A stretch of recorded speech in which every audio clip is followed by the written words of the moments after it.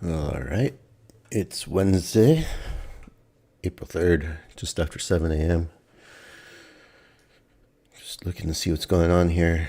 Had this news, ISM services, PMI,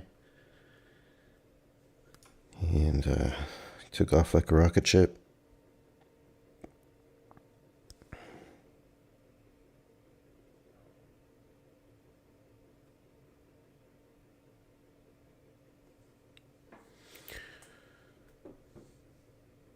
So I'm just figuring out what I'm doing here. I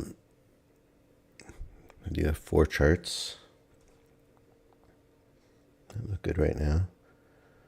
Let's see. Oh, the 80% discount.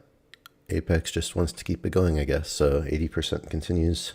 1 day pass continues for the whole month of April. And that expires now on April 30th. So you can use this code or any other and keep getting those evaluations for 80%. I don't know why they don't just make it a permanent 80% discount is the regular price, and 1 day pass is just the regular deal for how long it takes to pass the evaluation. I think they get so many people that buy them and try to pass it in 1 day, right on those last days of the promo. I know a bunch of people did it yesterday. It's the last day. They probably burned through a bunch of accounts just trying to pass them quick and get as many PAs as possible before the promotion was over for the 80%. And then, you look and find out, well, it's still 80% and still 1 day pass for another month. So I'm sure they get a turbocharge of extra accounts and fees being paid in those last days. All right, so notice that there was really no resistance at the previous day close, just shot right through it. There's no gap on the chart anymore either. So this thing shot up so hard, I'm not going to take a counter trend trade right now, which there's a first entry. There would be a second entry up here, but I'm just going to wait just because it was such a strong move.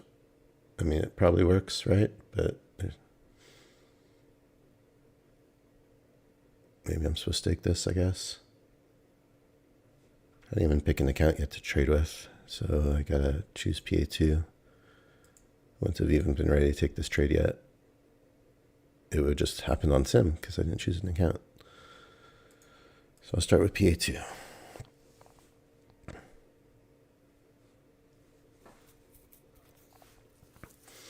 But yeah, I don't like taking this counter trend trade after such strong news. It's kind of like the first short opportunity. Just be patient. Maybe if it happened at the previous day close, I would have considered taking it.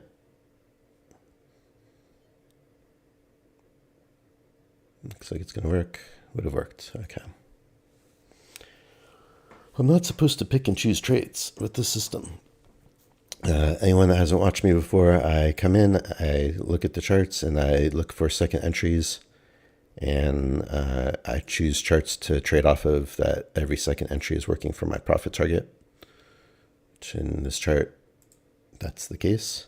And then I try to find 3 or 4 charts that are like that, different size tick charts, all in queue, and those are the charts I trade. So I'm supposed to take the trade just because every single setup has worked, but we'll just say I wasn't ready for it anyway because I forgot to pick an account to trade with.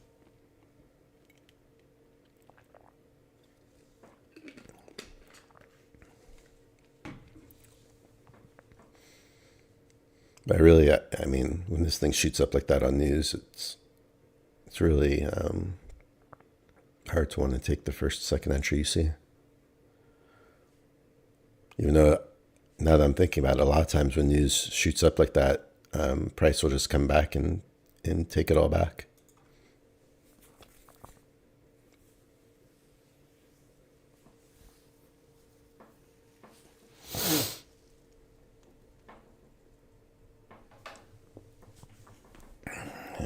try not to think about it, but it's hard not to keep in mind how close I am here to the payout and not wanting to get stuck in a bad trade. So I think that's the biggest thing that affects me on Apex that I wouldn't have on a regular account, is there's never like really a time where you're like, oh, I'm like an exact X amount of dollars away from some kind of target in a live account where it's going to make you start trading different.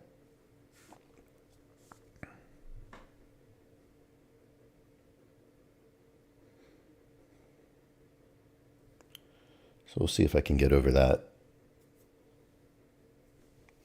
hurdle of the first payout.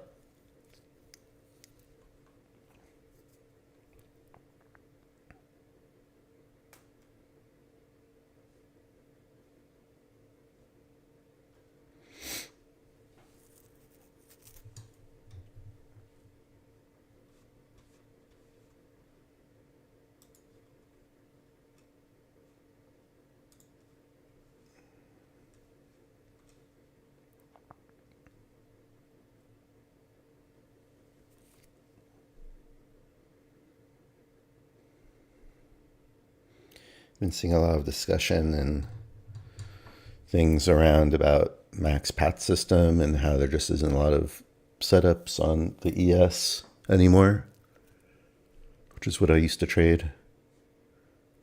And yeah, and I agree. I mean, that's a big reason why I ditched ES and came over to NQ. But it's also why I ditched all of Max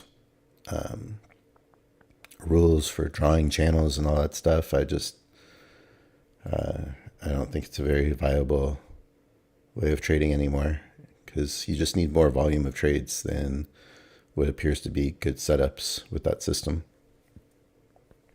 And this system that I've been trading kind of proves like, hey, you don't need all of that. You don't need all those rules. You don't need good signal bars. You don't need to draw trend channels and all those sorts of things. I mean, I'm at 80% with no rules.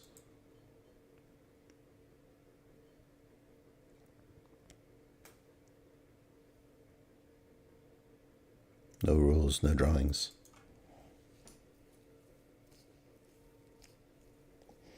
And I bet 80% is probably as good or better than most people that are trading PATs anyway, even though he says it should be a 90% strategy.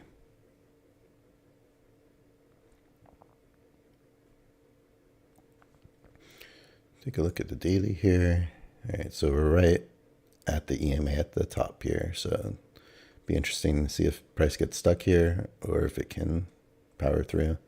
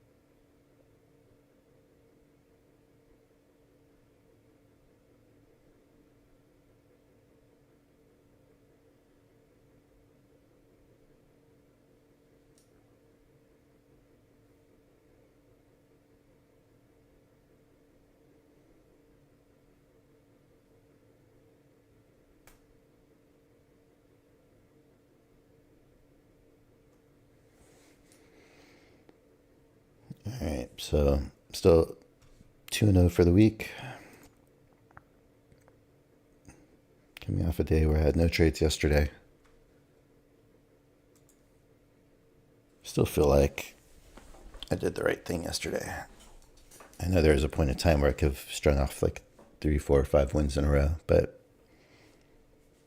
definitely the way the day was, I easily could have had a couple losses, or even more than a couple losses. All right, so we have a new high here.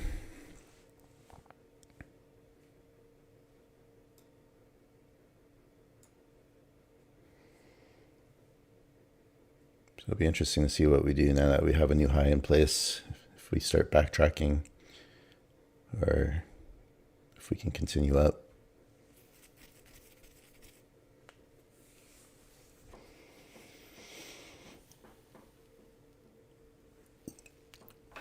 Are we going to get 2 legs up?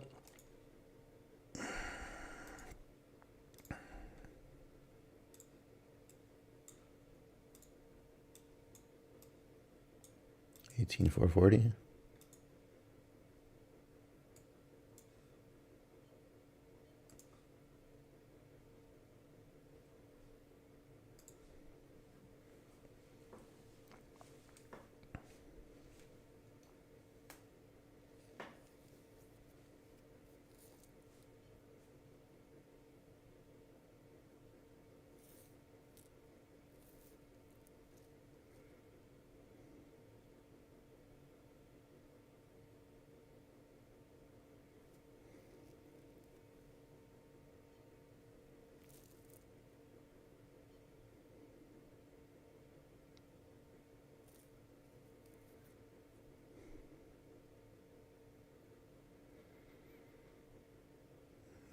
It's looking like a strong market.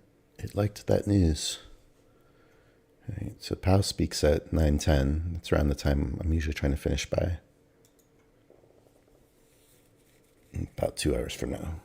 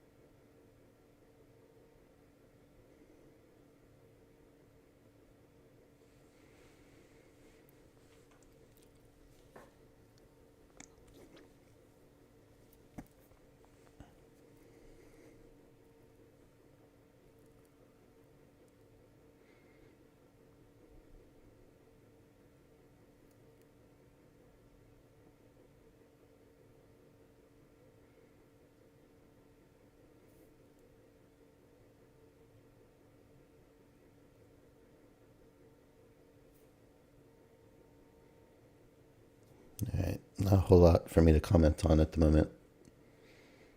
I'm just going to be waiting patiently for a setup that I want to take.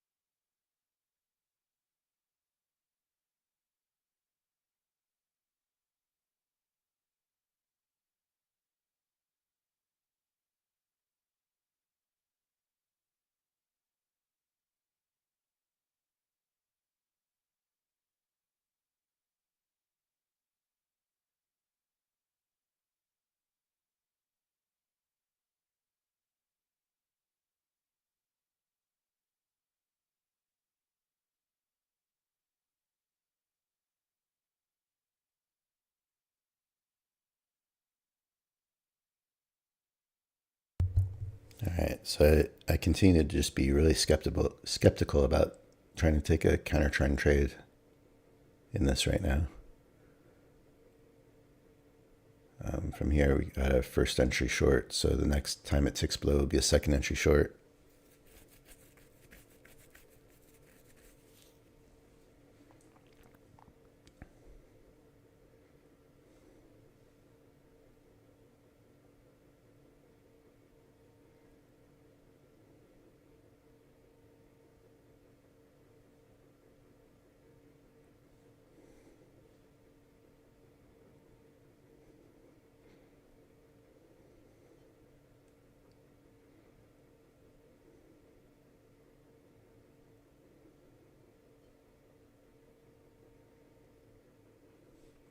So this is like one of those situations where I've definitely seen if it does trigger below this bar, a lot of times it'll trigger and then fail because it's such a strong trend up. Usually I don't care about signal bars, but this is just one of those instances where I have to skip this entry.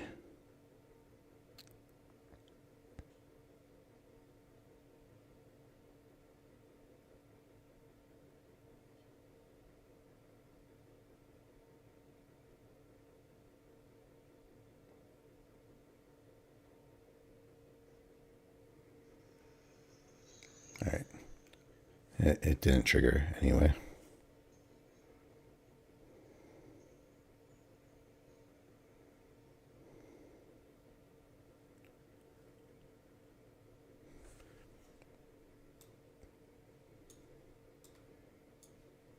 But yeah, I wouldn't be surprised to see it reach that measured move I have drawn there. So considering that I know how important my next trades are,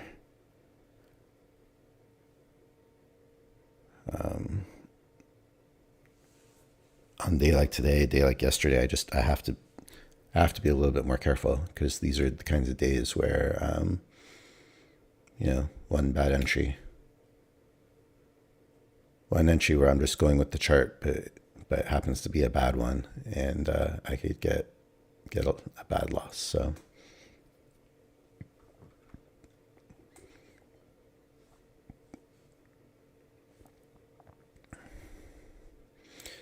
So basically what I'm saying is I don't want my first trade to be a counter trend trade in a strong movement up.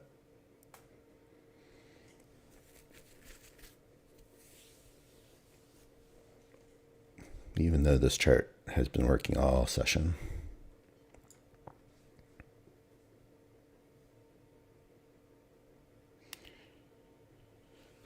Gary. Hey Gary, morning. He says, "You sound tired again, my man." I am always tired when I get to these charts. Waking up at 6:30 a.m. is no joke. And I am not a morning person.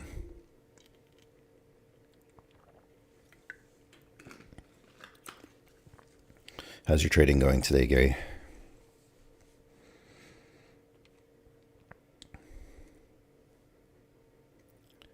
Yesterday and today, I've just, yesterday I wasn't able to get any trades for the first time in 3 weeks, a day with no trades.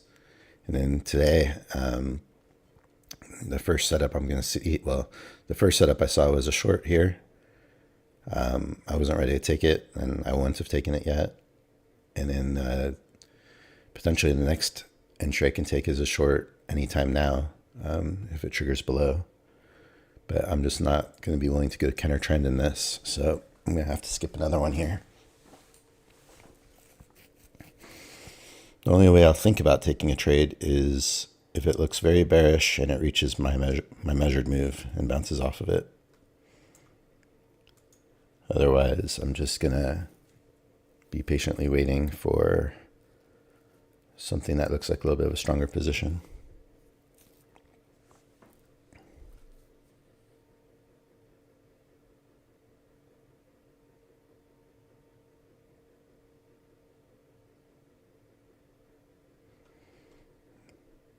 All right, looks like this triggered. Yeah, about one tick here. Gary's doing all right. He's got 580-ish on 14 PAs. Very nice. That's how you do it, my friend. One day, I hope to be at your level, doing it on 14 PAs and making 500 per. All right, so this is one of those situations. This is where I see these charts go bad a lot, is in this kind of a pattern, this kind of a strong move up, going counter trend below a bullish bar. So we'll see if it fails or works, but I'm glad I didn't take it, obviously, the way it's looking right now. I just think this market has a destination and it's higher.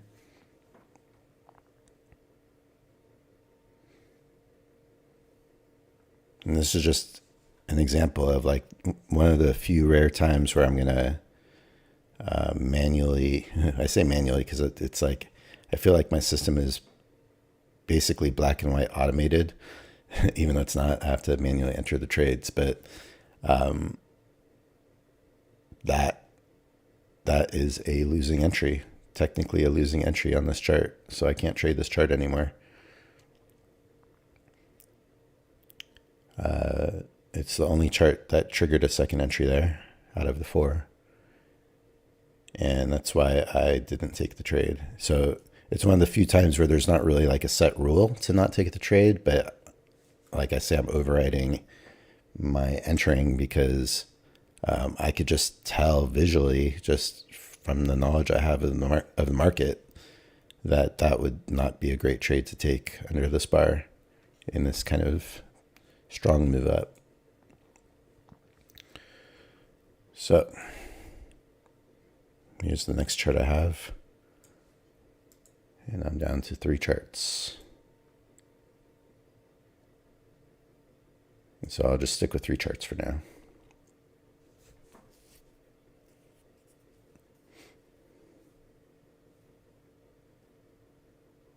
Honestly, when I'm watching 4 charts, it's like, it's a little much.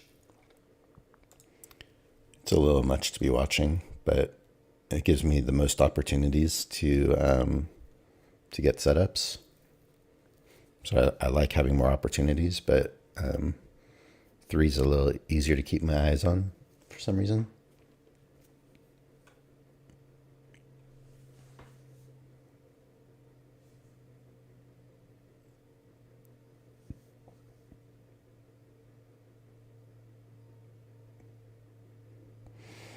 All right, so here's a similar situation as last time. There's a first entry, and then potential second entry the next time it ticks lower.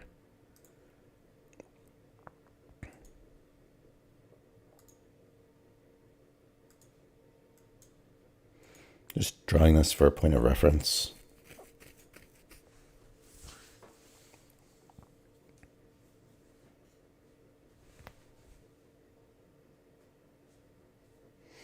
What do you think, Gary? Am I going to be able to qualify this PA for a payout this week? Basically, the way I trade, I need probably 2 trades to do it.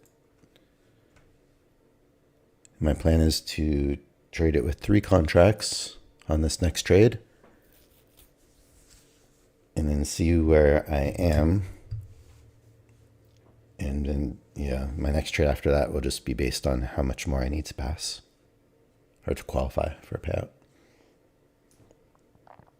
I've traded that account for 39 trading days. And I know Gary always says, don't think about the payout. So maybe that's what you're going to write right now. Don't think about the payout. Just trade your system.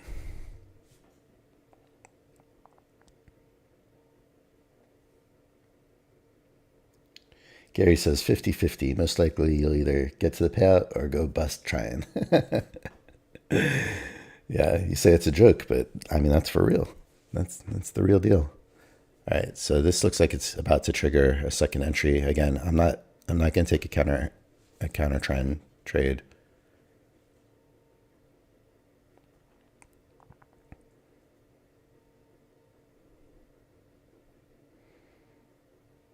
when I'm this close to a payout on the account that I'm going to trade, I got to at least believe in the entry, even if I have a system where I'm not supposed to be picking and choosing. And this is why. Look at that. So this ticked under this inside bar, but that's technically a second entry, and another chart getting burned for my system. So I will not be trading this chart anymore. And again, look how close we are to the measured move. So another reason why, just didn't want to take a counter trend trade. Even though I love my system, I think that's the flaw in the system, honestly. It is just on these big trending days, like yesterday too. Yesterday was like a huge down trending day in the overnight.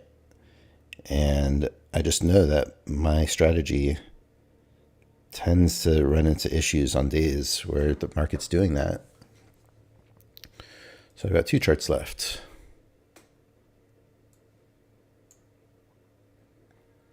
Just organizing here a little bit. All right.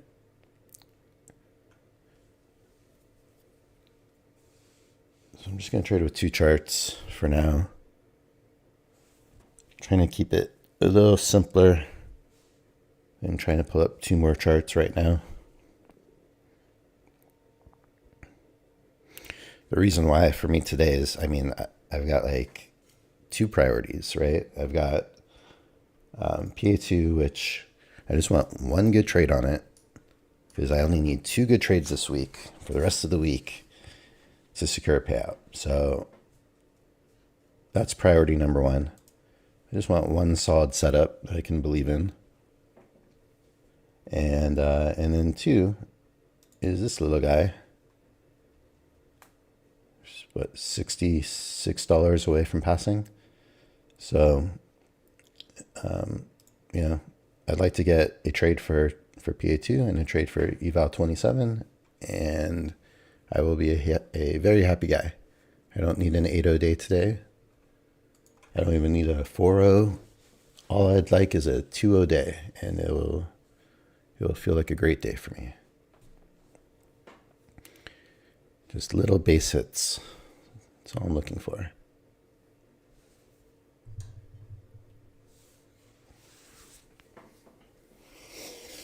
In that way, trading these Apex accounts this way is like, it's good, right? Because it's like I'm not having like these huge lofty goals right now. It's just like all I need to do is such a little teeny trade for a little teeny win twice. And that's all I'm looking for today. That'd be great. So in that way, it's awesome trading this way with Apex.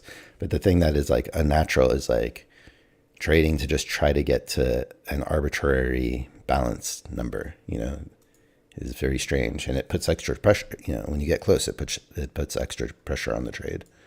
And that's the thing I don't like, because I definitely, I definitely get back to what was causing me problems when I was trading PATs, when I was trading max system, is I'm very analytical. So when it comes down to like picking and choosing trades and being analytical, highly analytical, I just overanalyze everything. And then that's why I would get 2 or 3 trades a week, and then, invariably I'd be doing pretty good. I'd get some wins, in a row, and then you get that 1 loss, and it wipes out. Could wipe out 2 weeks worth of work, because I'm only getting 2 or 3 trades a week trading that way. And so what happens to me when I get close to the payout, reminds me of that. Like I start tightening up, I start overanalyzing, and the way I'm trading the system, the whole reason why I like it is because I don't have to analyze. Like it takes all of my analyzation out of it, all of my subjectivity out of it, and I'm just supposed to be trading the whole chart. Problem is, this week, yesterday and today are both kinds of days where I've observed in the past 3 months trading the system that my system doesn't hold up very well when you have moves like this, because things like counter trend trades are presented to you, and you got I've got to be aware. Like, I mean, this thing was going up like a rocket ship, right? Now, I could have taken this trade for a short. It would have worked. But what I was worried about is it doing, what's doing up here to these second entries on these two charts that just got burned. So, it's like, it just creates kind of creates a mindfuck for me. Creates a little bit of mindfuck, because it makes me trade outside of my system. But I got two things working against me. I got the chart that is trending in a way that's not great for my system, and then I've got the pressure of needing the trade to be a good trade. Because really, it's more of a time issue than anything. I mean, I brought this account back to this level now 3 or 4 times. I keep getting to like around the 52,000. Each time I do it, I get a little bit higher. But it's like the 3rd or 4th time I'm over 52,000, and then I would take a loss, get knocked back to like, I was only trading 2 contracts before, so I get knocked back to like 51.5, and then I've built it back up each time. So I know I could build it back up, but now I'm trading with 3 contracts. See, that's the thing. So 1 loss, I'll get set back even further. And that's a time issue. Because every time I've gotten set back, it's cost me like at least a week to get back. And 3 or 4 times. So that's 3 or 4 weeks it's taken me to keep getting back to this level.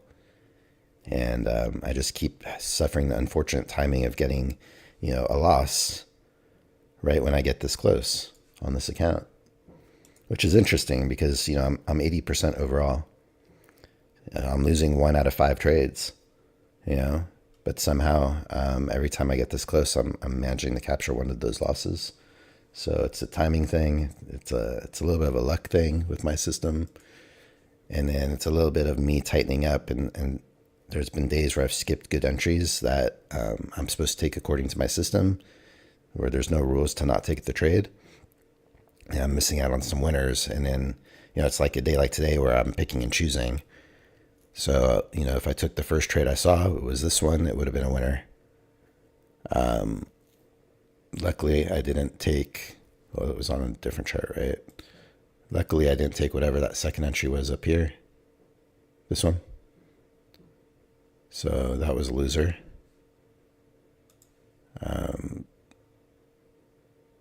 But yeah, there was that second entry on this chart. That was a loser here. So right now, I could have been 1 and 2 already so far.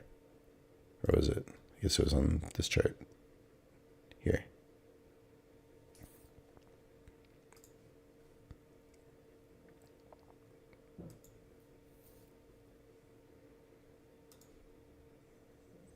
Let's see. So it's almost there.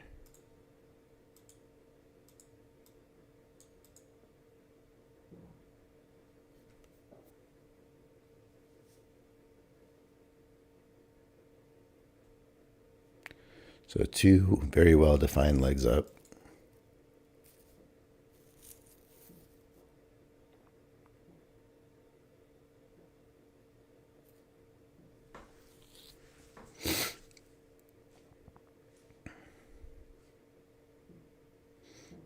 And this is potentially going to set up a second entry long. First entry, second entry up here.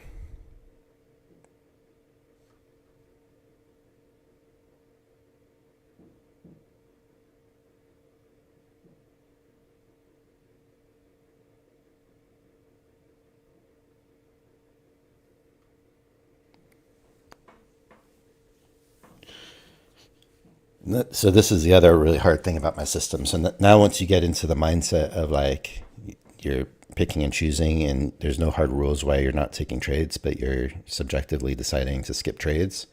So now you got a situation where you don't have a setup in a great place necessarily, but it's with the trend, but it's also after clear 2 legs up. So is this going to work here, or is this going to be a fake out? you know, because I've seen that too. Now you got two clearly defined legs up, and then you take a trade like this, and then it fails.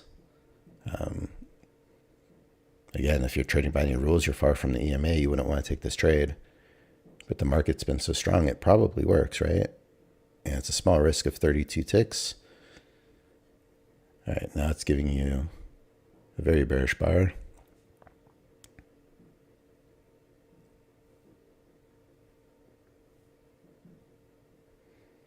So, you know, to take this trade above here is really difficult. But the market's been so strong, it probably works, right? But it didn't trigger yet. But, you know, again, now I'm in my head. This next trade really matters.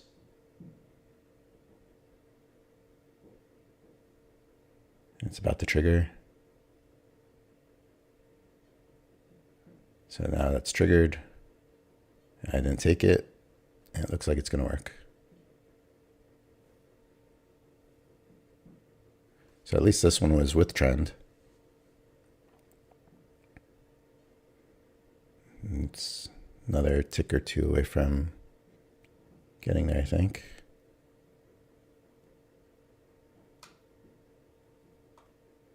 Being at 13.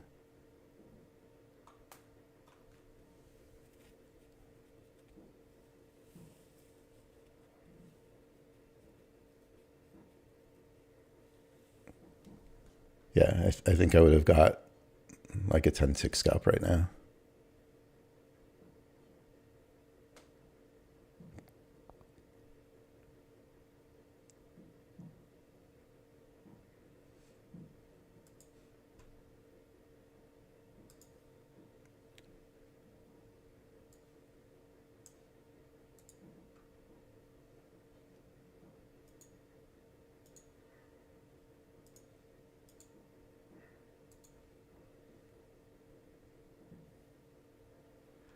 So it would have worked for my scalp.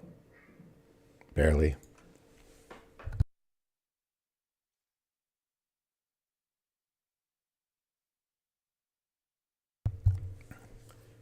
Barely, and then it turns around. So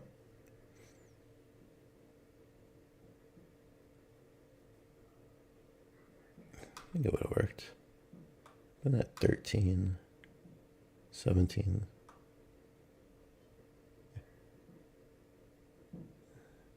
So 4, yeah, would have worked.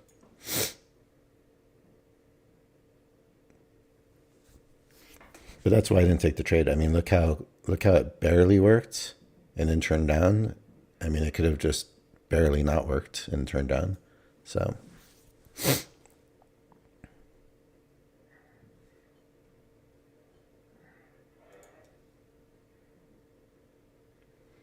now this one has a similar thing. First entry barely above this bar, and then this could be a second entry.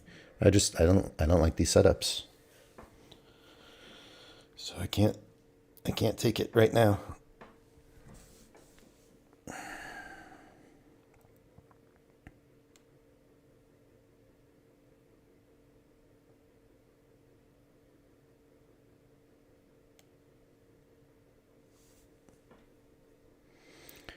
I am going to just look for a couple more charts. 745, no trade. Back-to-back days where it's just not ideal conditions for my system. So I'm just going to look to add a couple charts here.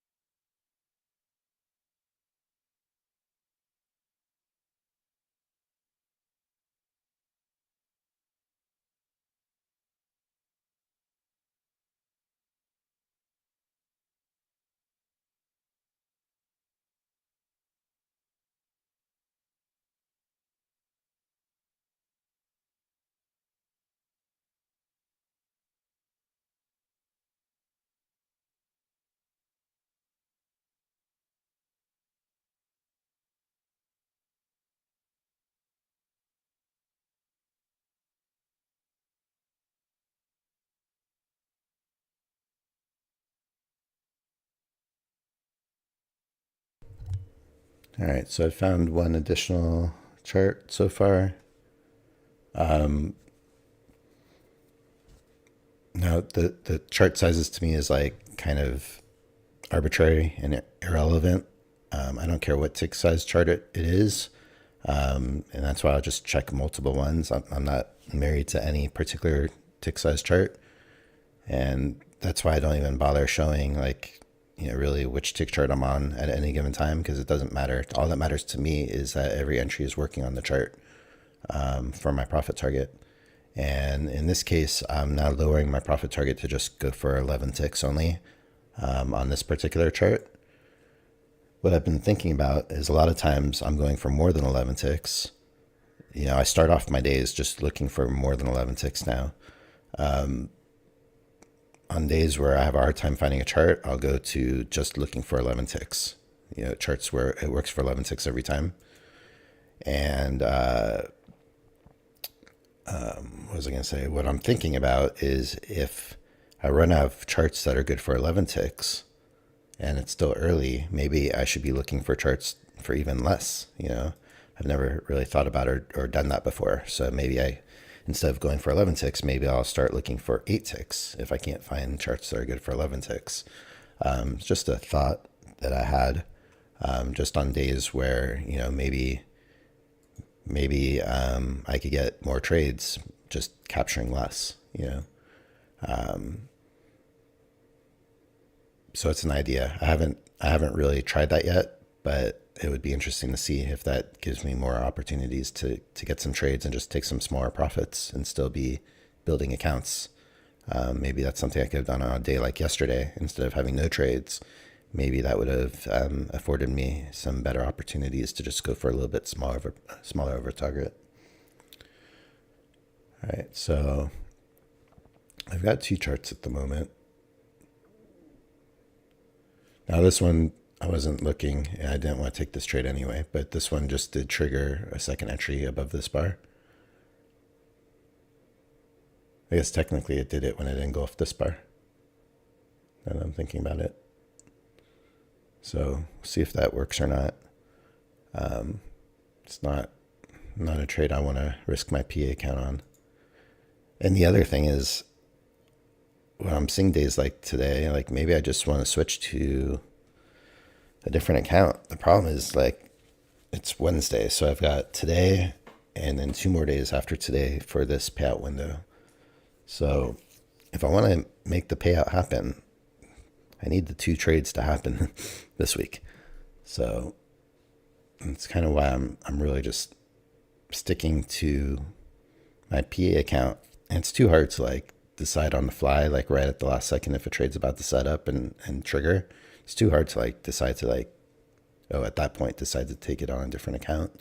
So I just have to kind of choose what account my next trade's going to be on and just go with it, right? I don't have fast enough reactions to flip the account and then not make a mistake and then still enter a trade in time.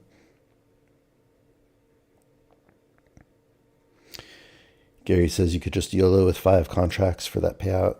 Yeah, I mean, I could, but I really want to, I really just want to stay within myself and within my system.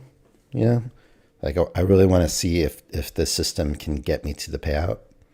And so I've been trading very steadily, very, very much in a singular way the whole time. And so I just want to see if I can pull it off. But yeah, I mean, it's true. I upped my contracts to 3. The last time I took a loss and dipped, back to like 51.5 or 51.6, whatever it was. I upped it to 3 contracts. So I got back to this level a little bit quicker by doing that. And then I'm still planning on taking my next trade with 3 contracts. So that taking this one next trade with 3 contracts, it's possible I could pass with 1 more trade or, qualify. But more likely than not, I'll still need a little bit more after a 3 contract trade. But I don't want to risk 4 contracts because that would do some serious damage on a loss. So I just want to stick with 3. try my best and hope for the best that it's a win. And then I might even be able to trade one contract on the last trade. So just like the most minimal risk and try to lock it in. This market really got slow. This is a larger tick chart too, but still pretty slow.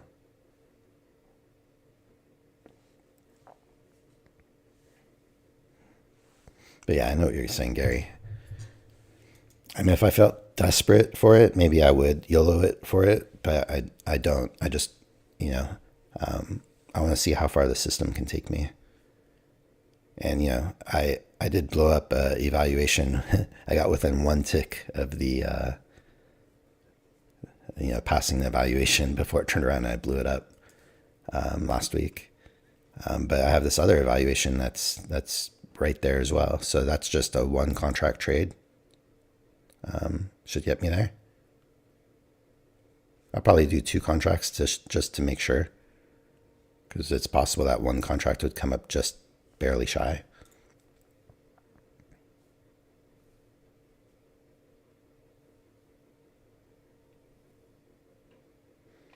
And I always have to remind myself, I've only been trading the system and I've only been trading NQ since the beginning of the year. Since the day after Christmas, and on YouTube since just the first trading day of January. So, I'm only 3 months into this, and I've brought this account all the way here, PA2. I brought this account all the way here on the system, and same for this account, and same for these two PAs. I passed both of them with the evaluations with the system. Not doing so well on the PAs, but I passed them and got the PAs with the system. So the system's working.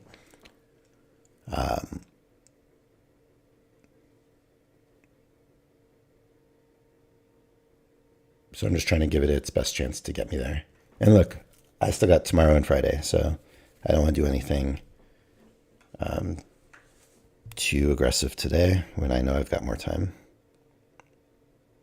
The big question will be is if I'm in this situation on Friday, what am I going to do? I just have to make that decision when I get there on Friday, if it happens.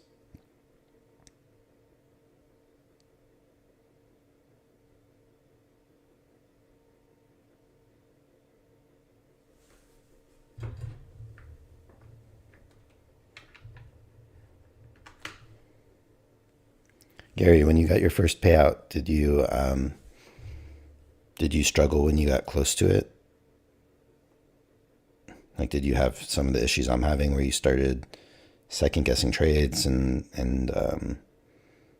being more hesitant to take a trade? Or did you just go for it and rip the Band-Aid off?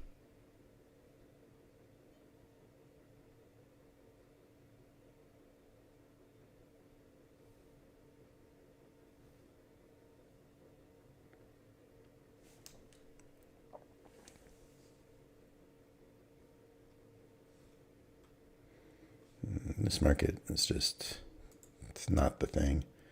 There's actually a first entry, potential second entry short setting up. I'm not taking that. I think it's on both of my charts. First entry, so another tick below a following candle would be a second entry short.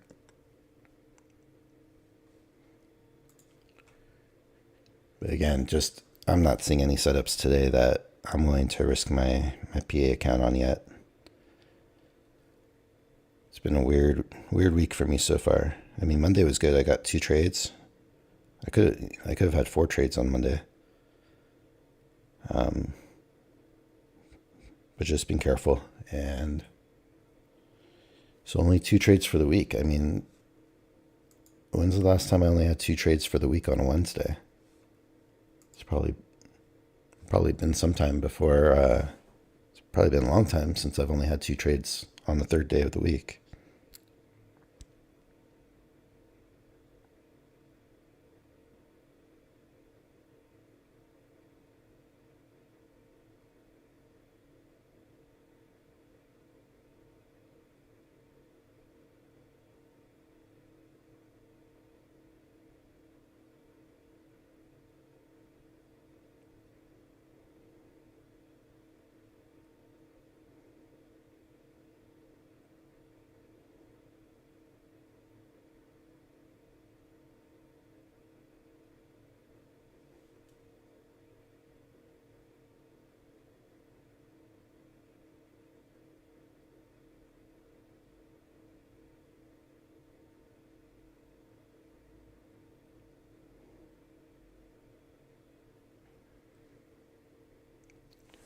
right, so that second entry short never triggered down there.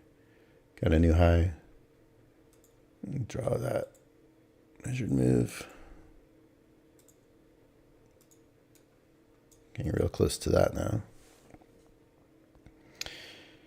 Gary says, I just traded my normal strat and didn't even look at the P&L. The P&L is what kills your confidence and brings anxiety. Yeah, you got that right, Gary. You got that right.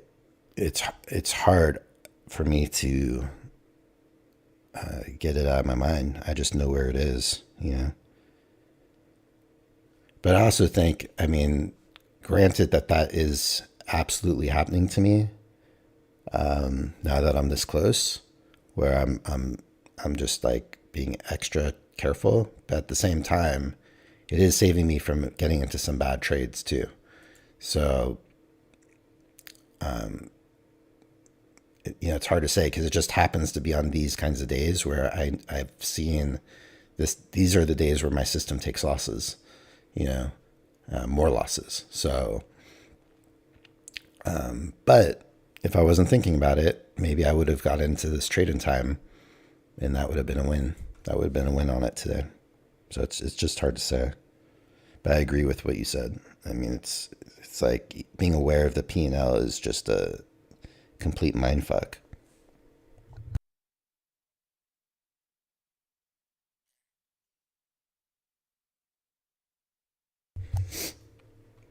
All right. And again, the next time it ticks below a candle, it would be a second entry to the short side. But I'm not looking for shorts in this at the moment. Or right at this measured move. So maybe if it happens off the measured move, depending on how it looks, maybe I'd consider it.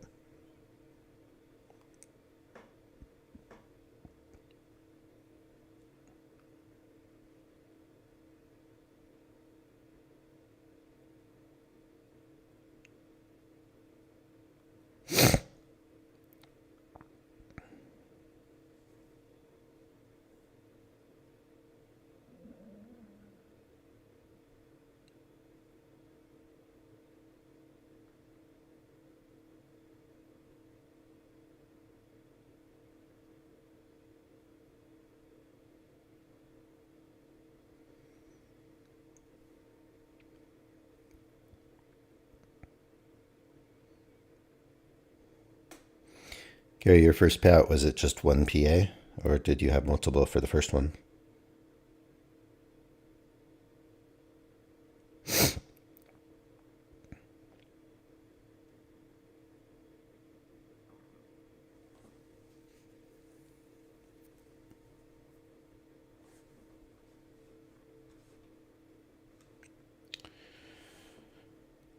Wow, Gary says he had 5 PAs qualify for the payout on his first payout for 10K.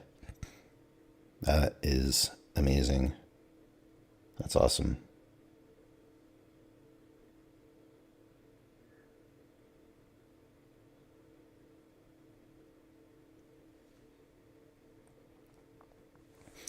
All right, so basically a perfect touch to this measured move that I have.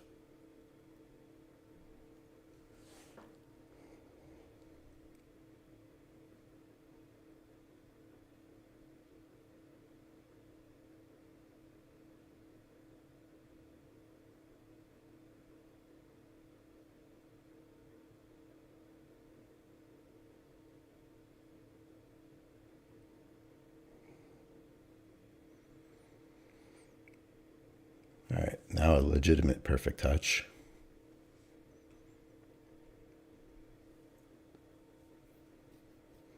Gary says he's sitting at 14 PAs now. If I get them to pay out, I'll buy the rest to get to 20 PAs. Yeah, that's a good plan. Are you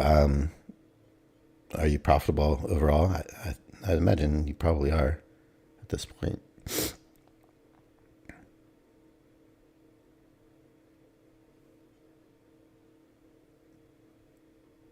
Just for Apex trading, I mean.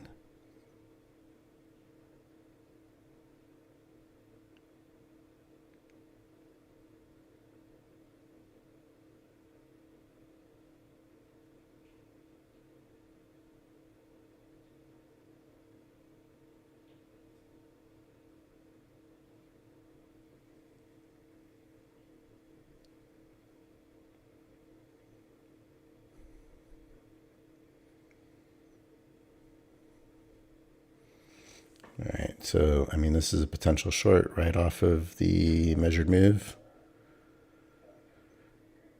I imagine will work.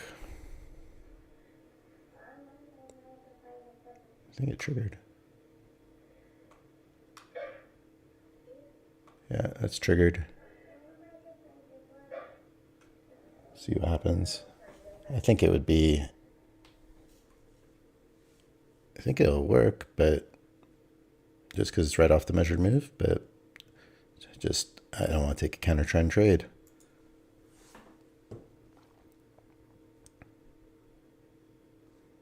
I think most of the time I've seen it work when I have a measured move drawn out.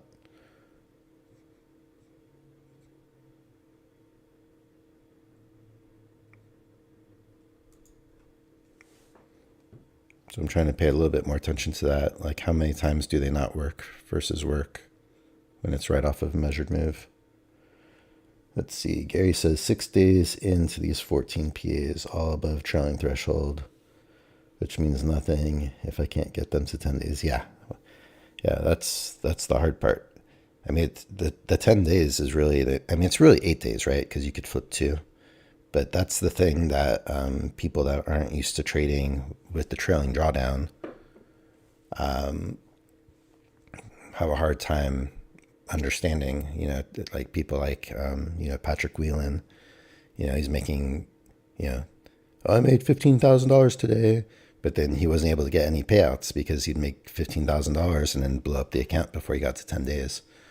But he finally figured it out. I saw that he finally got a payout, or is getting a payout this payout window. It looked like, I think. So yeah, it's like it doesn't matter how much you make or how many days in a row you make it. If you can't get to 8 trading days at least before you flip a couple, then you likely blow it up. You just have to be consistent. But it seems like you finally really, for the most part, found consistency. I think you've only said you've had one kind of a bad day this whole time. I can only think of one day where you've blown an account since we started chatting here.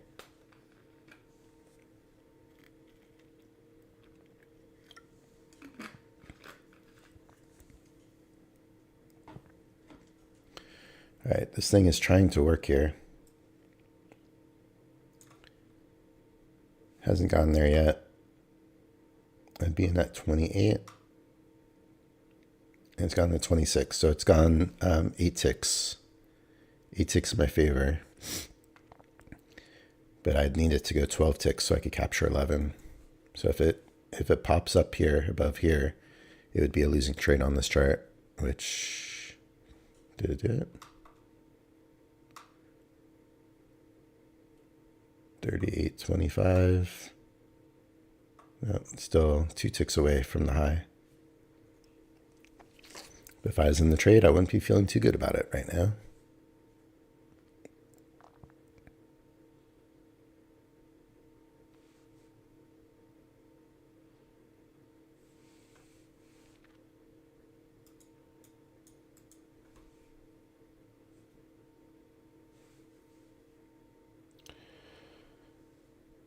Gary says, slow and steady for the wins. Heading to lunch. Take it easy. Cool, Gary. Appreciate it. Thanks for coming by and chatting with me today. And sharing some of your experience with payouts. I'm so close, but I am. I'm going to take it slow and steady. Just stay within my system and this week could be the week, or it could take a little longer. Just have to see. I'm so close. All right, really interested to see if this second entry is going to work or not, since it was right at the measured move.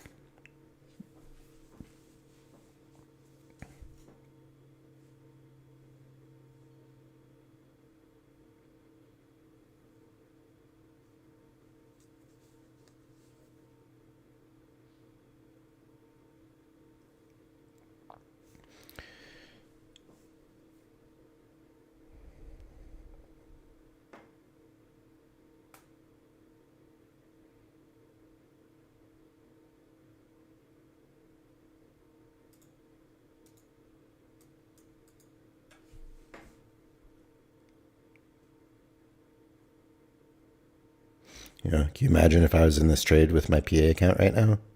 2 ticks away from getting stopped out.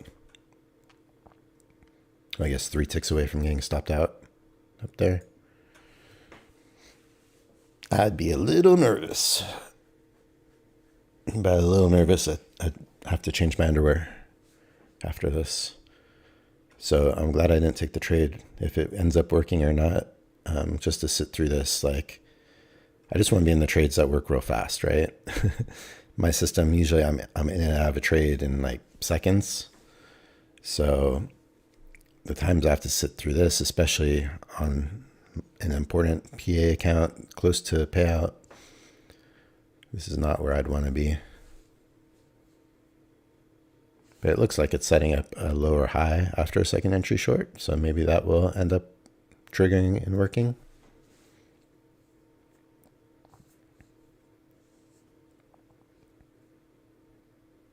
I don't take lower highs or higher lows anymore.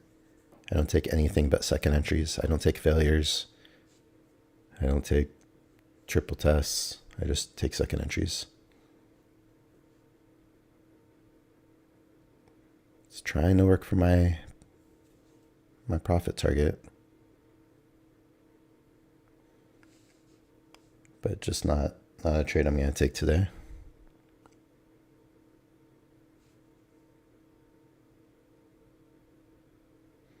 Yeah, if this closes bearish, it'll be really interesting to see what happens if it ticks below.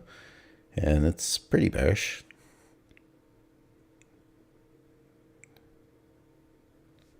So will it even tick below, or is it just going to go up and stop out that trade now?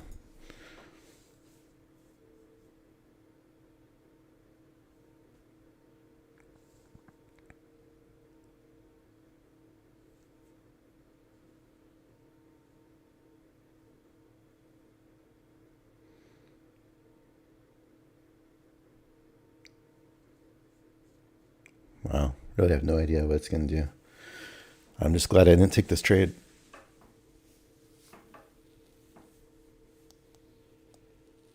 I'm glad I didn't take any of my trades today. There's just one here. Not on this chart, on a different chart. It's the only one that would have been good out of all these other ones I've seen lose afterwards. So I think my charts are like 1 in 3 so far.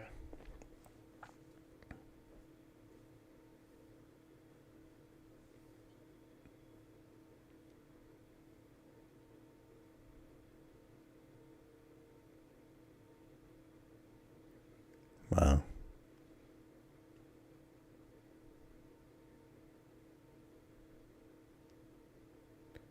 Very close to stopping out that second entry short. I think it's within 1 tick.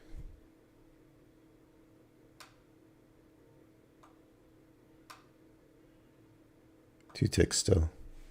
So 2 ticks from the high, so 3 ticks from stopping it out. Oh, there it is. I think that did it. Yep. So that would have been a loser too. All right. So this chart is also burned. I mean, look at this. It's just, again, just like yesterday, it's just, you know, if I'm trading my system normal and not thinking about the context of what the day looks like, I'm just getting burned on every counter trend second entry. But I know better than take those in this kind of market, just based on experience and observation of trading this way for the past 3 months on NQ.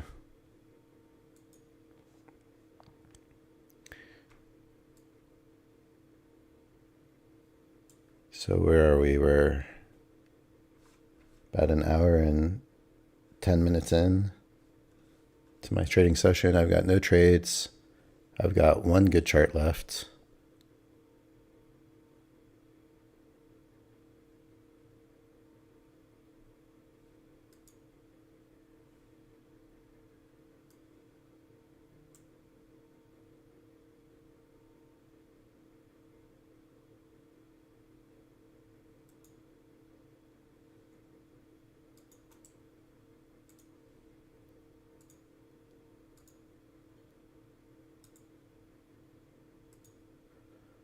So I'm back to just one chart.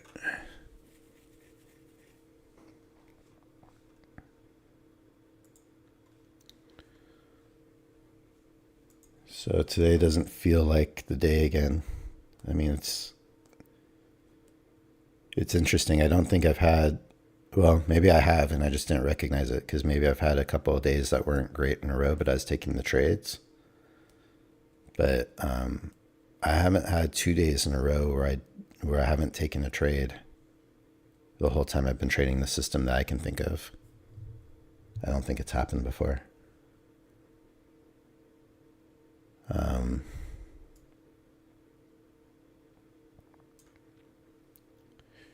So this one is still the same kind of idea here. This is a new low. First entry. The next time it ticks below would be a second entry short. Again, I'm not going to take a counter trend trade. And this is the weakness of the system and second entries in general because you need pullbacks. And a lot of times when the market's just rocketing up this way, grinding out, most of the setups are going to be counter trends. And some counter trend trades are better than others. You know, there's a lot of days where I take counter trend trades and I don't think twice about it. But this is not the kind of market where you should or could be doing that, in my opinion, or at least not for me and my system. But again, like I'm not drawing channels. Most days my system is black and white. But on days like today, days like yesterday, if you're not treating it a little bit more subjectively and having, a little bit more of an analysis to say like, hey, I'm observing the way the market's moving. Maybe not a good day to take counter trend trades. And, while I missed out on one win, I've also skipped now 3 or 4 losses that could have been a real bummer today. So for a strategy where I'm 80% across 200 trades, today I could be 20%, 1 in 4, if I was taking every entry that I'm supposed to take according to my system. I'm literally supposed to take every entry with the system, but my experience has saved me from doing that today and yesterday. The timing couldn't be worse. During a payout window at a time where my PA is extremely close. Oh, here comes my daughter. I'll take a couple minute break here.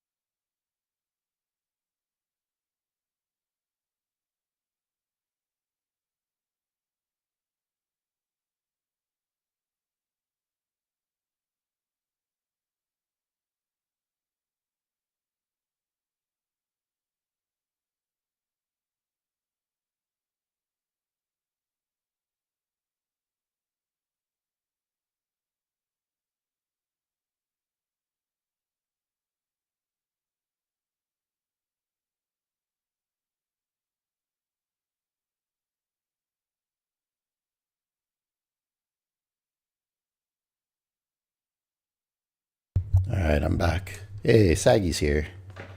Hey, Saggy, how are you? Saggy, I thought you were on vacation all this week. What's happening? Hope you're having a good vacation. Maybe you're back now?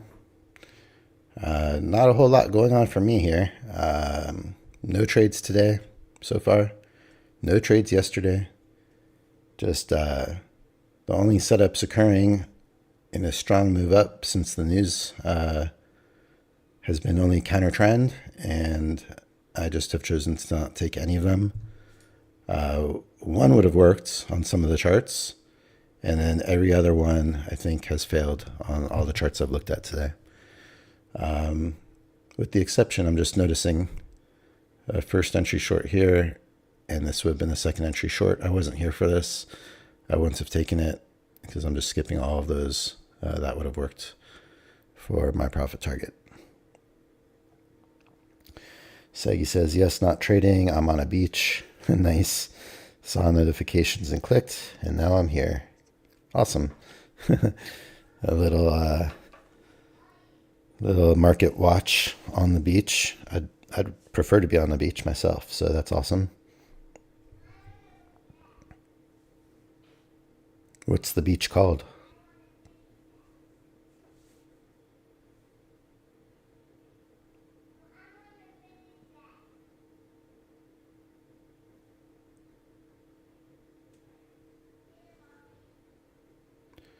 All right.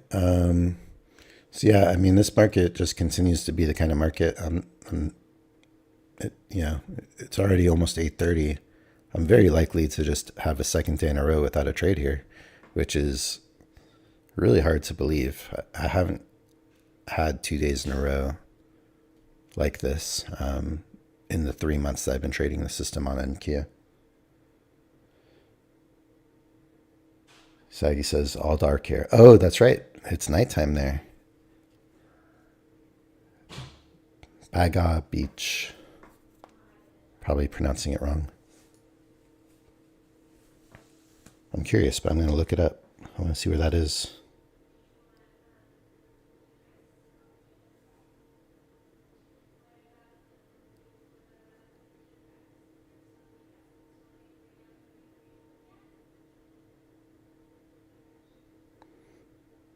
Going to the other side of the world here to take a look.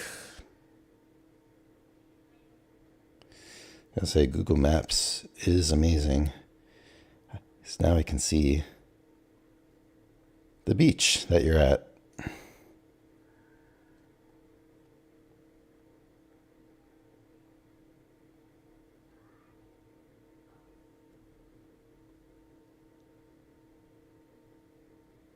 Nice.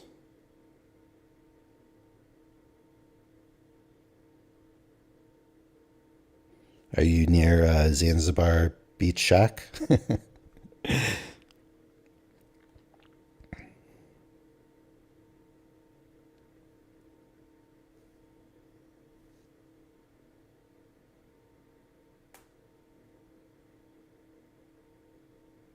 Okay, this is weird. There's a Red Lobster in Baga Beach. I wonder if it's the same Red Lobster as like what we have here in the United States. Because there's like a chain of restaurants called Red Lobster here.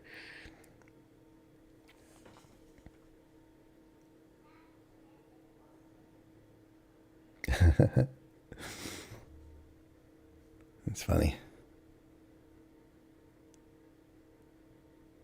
How's Brito's restaurant? Any good?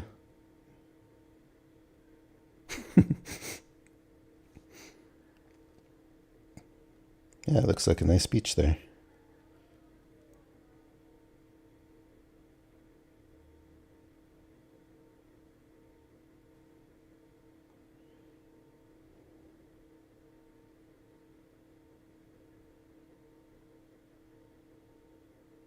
Do you recommend it? Do you recommend? You're a vegetarian?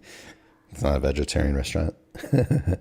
Do you recommend that beach? Is that a good spot to go?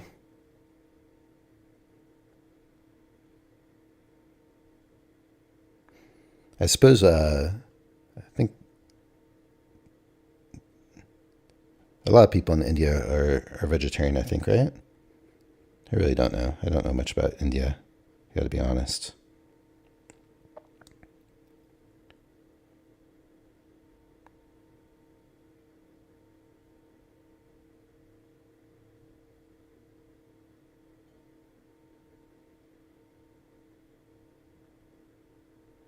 That's pretty cool. I could just look on Google Maps and see where you're hanging out.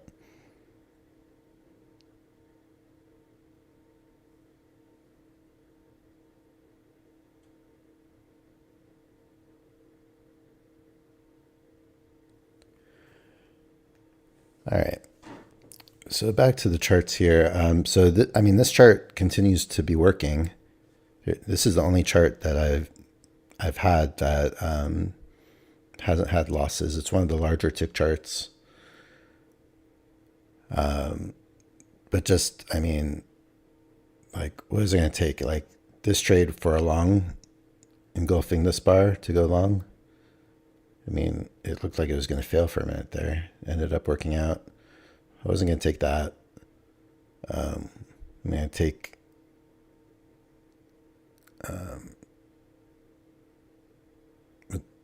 this is the only other one I could have taken.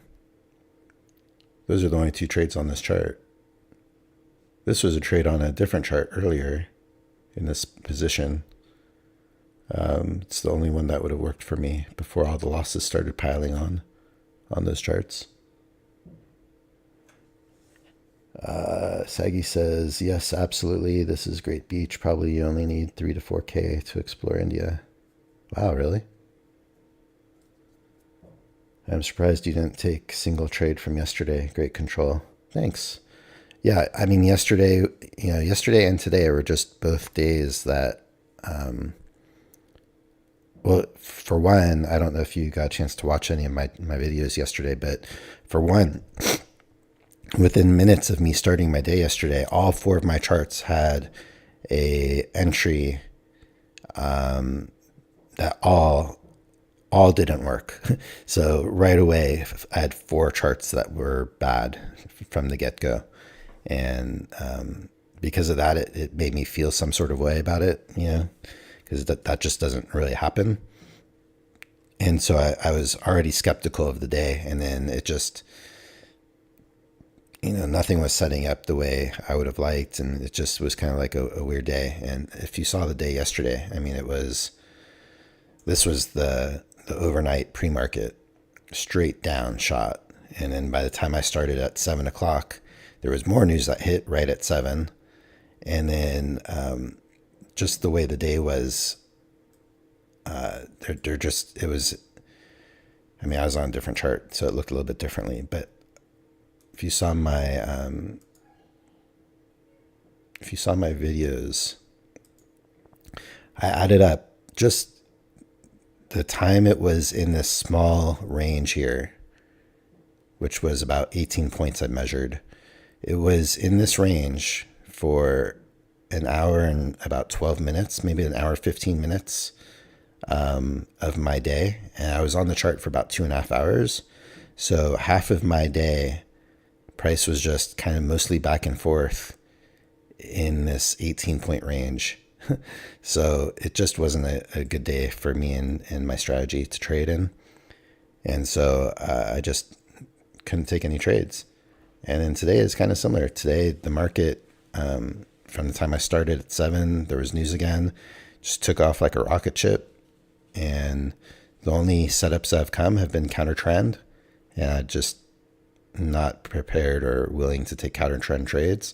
And the majority of them have lost. I think one out of the 5 counter trend trades on the charts I've been looking at, only one of them worked. Well, early on. Now there's the second one. So 2 out of 6, I think. So yeah, it just market conditions is unfortunately keeping me from being able to trade, but it's also allowing me to skip what would have been losses. But man, it's tough out here because you missed it, but I did pick up another win on Monday on this account. So I'm the closest I've ever been to the payout on that account. $360. So the closest I've ever been, but I can't get a trade. And this is the week of the payout window for Apex. So you have to request payouts either during the 1st through the 5th of the month, or from the 15th through the 20th every month. So if I don't get a trade today, I've got 2 more days to get a trade to qualify to request a payout. And it's going to take me at least 2 more trades, no matter what. It's going to take me at least 2 more trades to make 360. It might take me 3 trades, but it's going to take at least 2. I mean, it would need to be like a monster push, a price action push for me to lock in enough on a single trade. So Sagi says 27 close one. Oh yeah, right. And that's the other one, evaluation 27. Really close again. I mean, it's like that other evaluation that you saw me blow up last week. That was during the trade. I was 1 tick away from passing it. I'm at $56 away basically from passing that one. So really, the way I trade, 2 good trades, 2 winning trades in a row, and I'll be really close to qualifying for a payout, and I will have passed an evaluation. So I'm right where I want to be. Just need market conditions to play along so I can get a good opportunity. All right. I guess I should. Sagi says, yes, last week was roller coaster for you. Yeah. Yeah, last week was tough, but I still ended the week strong. And I started this week strong. I mean, Monday was great. Monday, I took the first 2 setups that came like I'm supposed to. They were both winners. And then I finished the day 2-0. And I actually could have taken 2 more trades that day, but I just wasn't feeling it. And so I could have been 4-0, but okay, didn't do it. 2-0, I felt good about the day. And then yesterday and today, just not getting opportunities. The other thing I'm just realizing again, I forgot, but Powell is going to speak in a half an hour from here. So that's probably why the market really slowed down, I think. Because it feels really slow, like slower than usual for this time. Especially after this big move up that happened pretty fast. So yeah, today might just be another no trade day for me. Honestly, it's what it's starting to look like.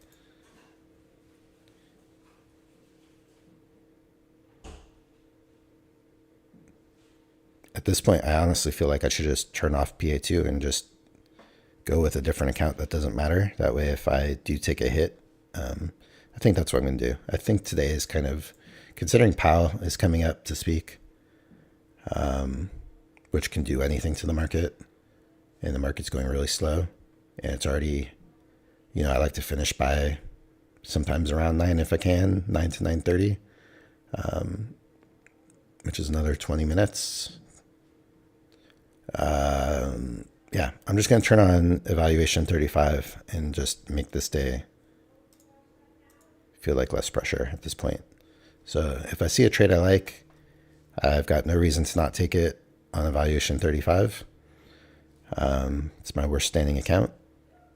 Win or loss, it won't affect me, and I'll be able to stay in a good mindset for tomorrow and try to get it on my PA tomorrow.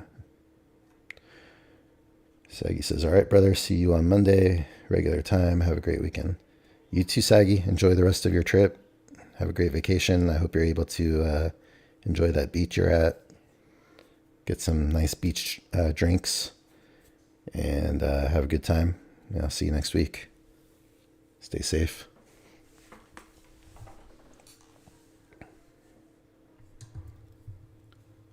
All right, so I am going to look and just see if there's any other charts that I can be trading with, since I I only have the one currently, and it's a rather large tick size, so it moves very slow.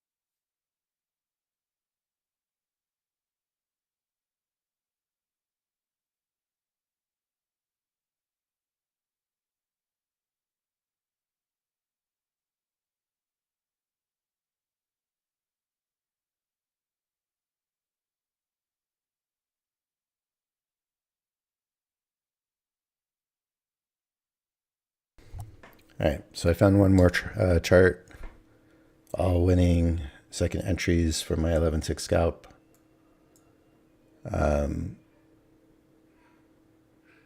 Only issue being this is an even larger chart, so this is larger than the other chart I had. So I wasn't able to find anything lower.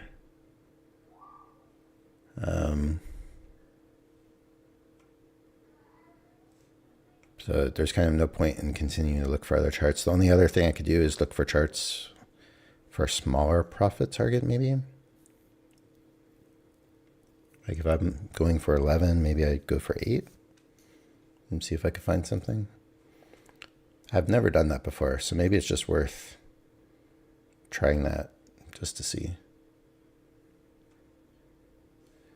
It's really interesting though. This is one of the charts that I started off with, which is a little bit of a smaller tick chart.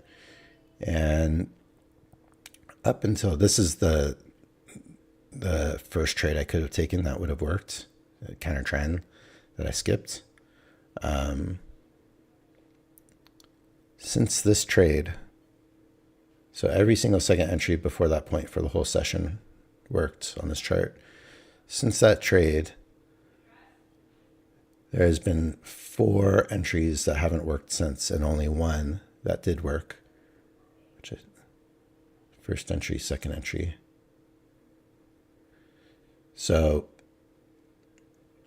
that's the reason why once a chart has one loss, I stop trading it. So this is where there was this new low here. First entry, second entry.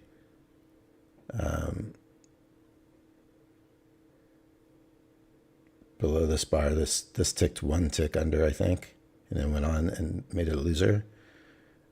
So that's when I stopped looking at this chart, and that was a trade I skipped. I talked about it at the time during the live stream.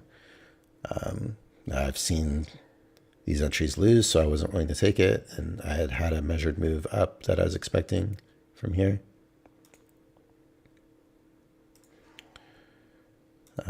Which it's reached. Actually, I wonder what if I did it from down here, and there's even more room. But anyway, so I skipped it. It would have lost, and then it's gone on to have mostly losing trades ever since. And that's why I came up with kind of the theory about how the way I'm trading these charts. Once a chart takes a loss, I just throw it away. I don't trade it anymore, because a lot of times I see it do that, where once it gets the first loss, it starts rattling off more losses, So I figure my odds are better when I stick to charts that haven't had any losses yet. All right, 8:45. I'm gonna go say bye to my daughter who's about to go to school, and I'll be back in a couple minutes.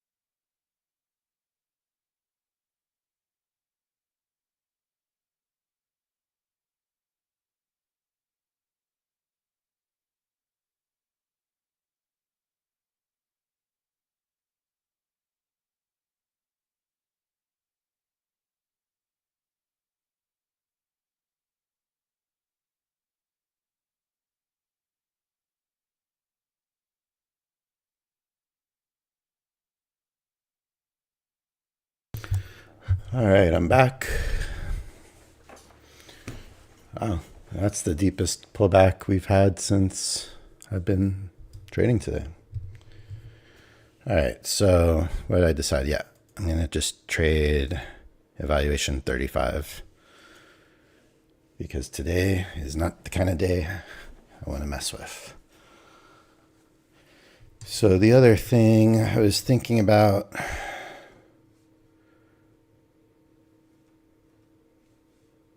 see, and usually the funny thing too about today is usually when you have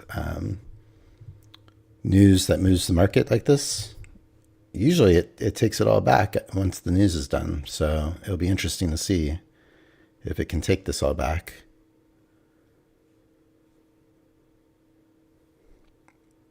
Now I'd feel a little bit skeptical about going long at this point. What I was going to do is, let's see. Right, I'm just trying to figure out what I'm even doing. Yeah, I've got two charts.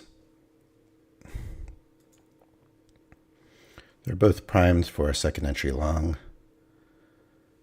The next time a bar ticks above a previous bar. But the way this is selling off, I don't know. I'm going to look and see if I can find a chart. What happens if I'm looking for an 8-tick scalp instead of a 11-tick scalp?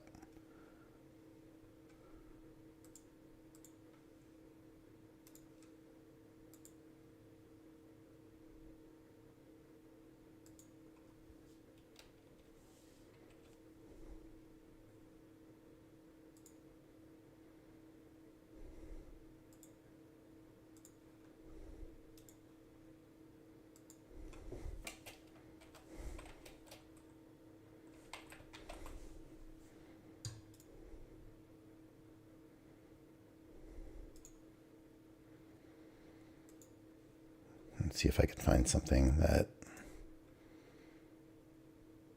has been working.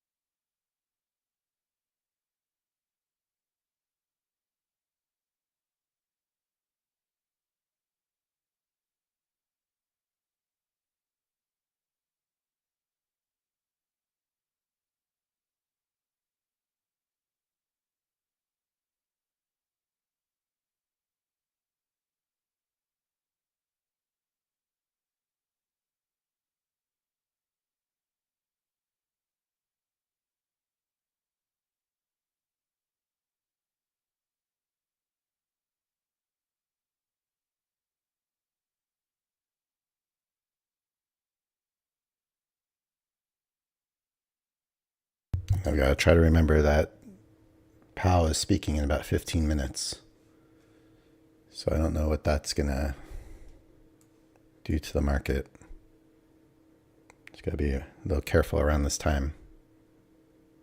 10 after 9 Pacific Standard Time.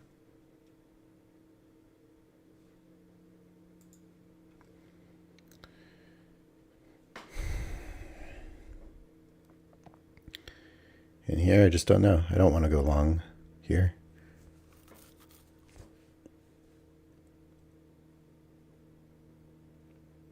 Even if the chart's been working all day, most of the charts have not been.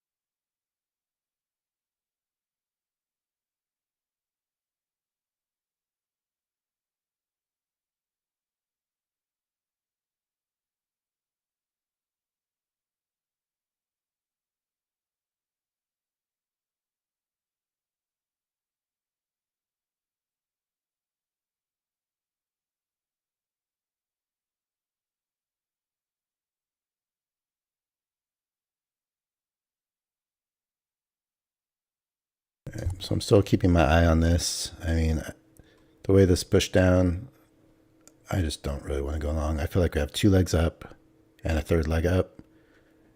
And usually 2 legs up with a third leg up, new high. Typically,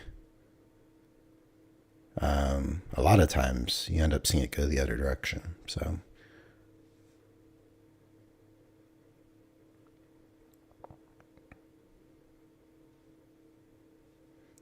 and this is happening on both of these charts at the same time. 9 o'clock. News is in 10 minutes. I'm just going to stay out. So, even though if I got a loss on the account 35, it's not going to make a difference to the overall picture of what I'm trying to accomplish. Just why take a loss when you're not feeling good about the day?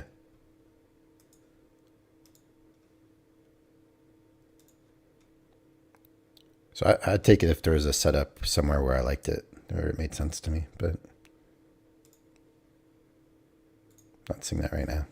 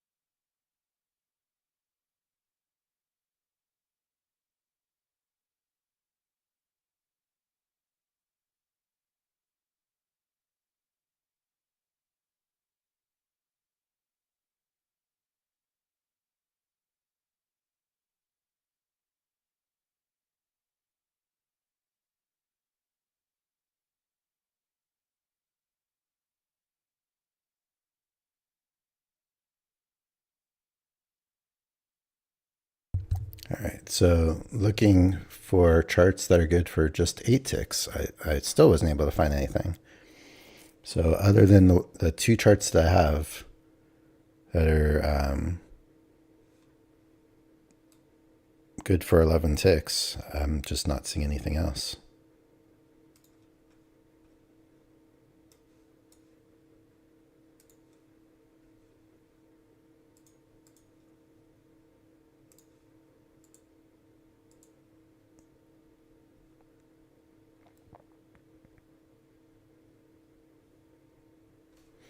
And now we're so close to this guy starting to speak, Powell.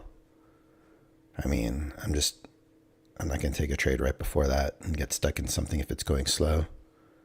So, yeah, it's very likely going to be a no trade day. I am curious to just see how price moves when he starts talking. So I'm going to hang out and watch. But yeah, this just looks like 2 days in a row. It hasn't happened before, so I guess anything is possible. And well, it's just going to be another day where I'm happy I'm not taking a loss at least, right? Today I easily could have been 2 and 6, 2 and 4. I think if I was taking every trade, I would have had 2 wins and 4 losses if I am remembering things correctly here. So I would rather be 0 and 0 than 2 and 4, for sure. Okay, I'm just gonna observe and sit on my hands and see what happens with this news.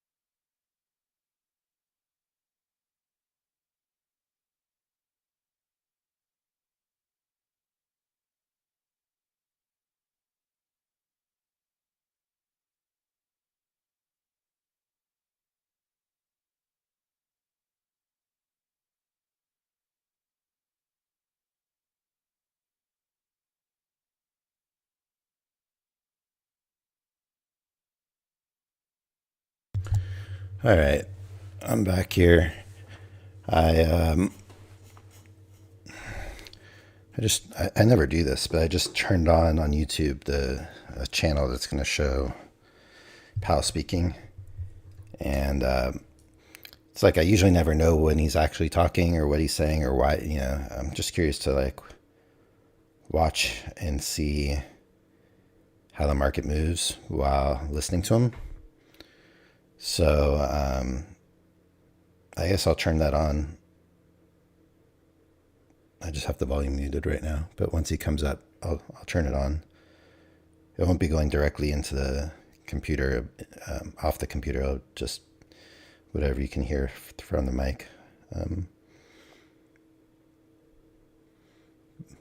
But it says he's going to be talking until I think it said 9:50 Pacific Standard Time. So he's going to be talking for a good 40 minutes.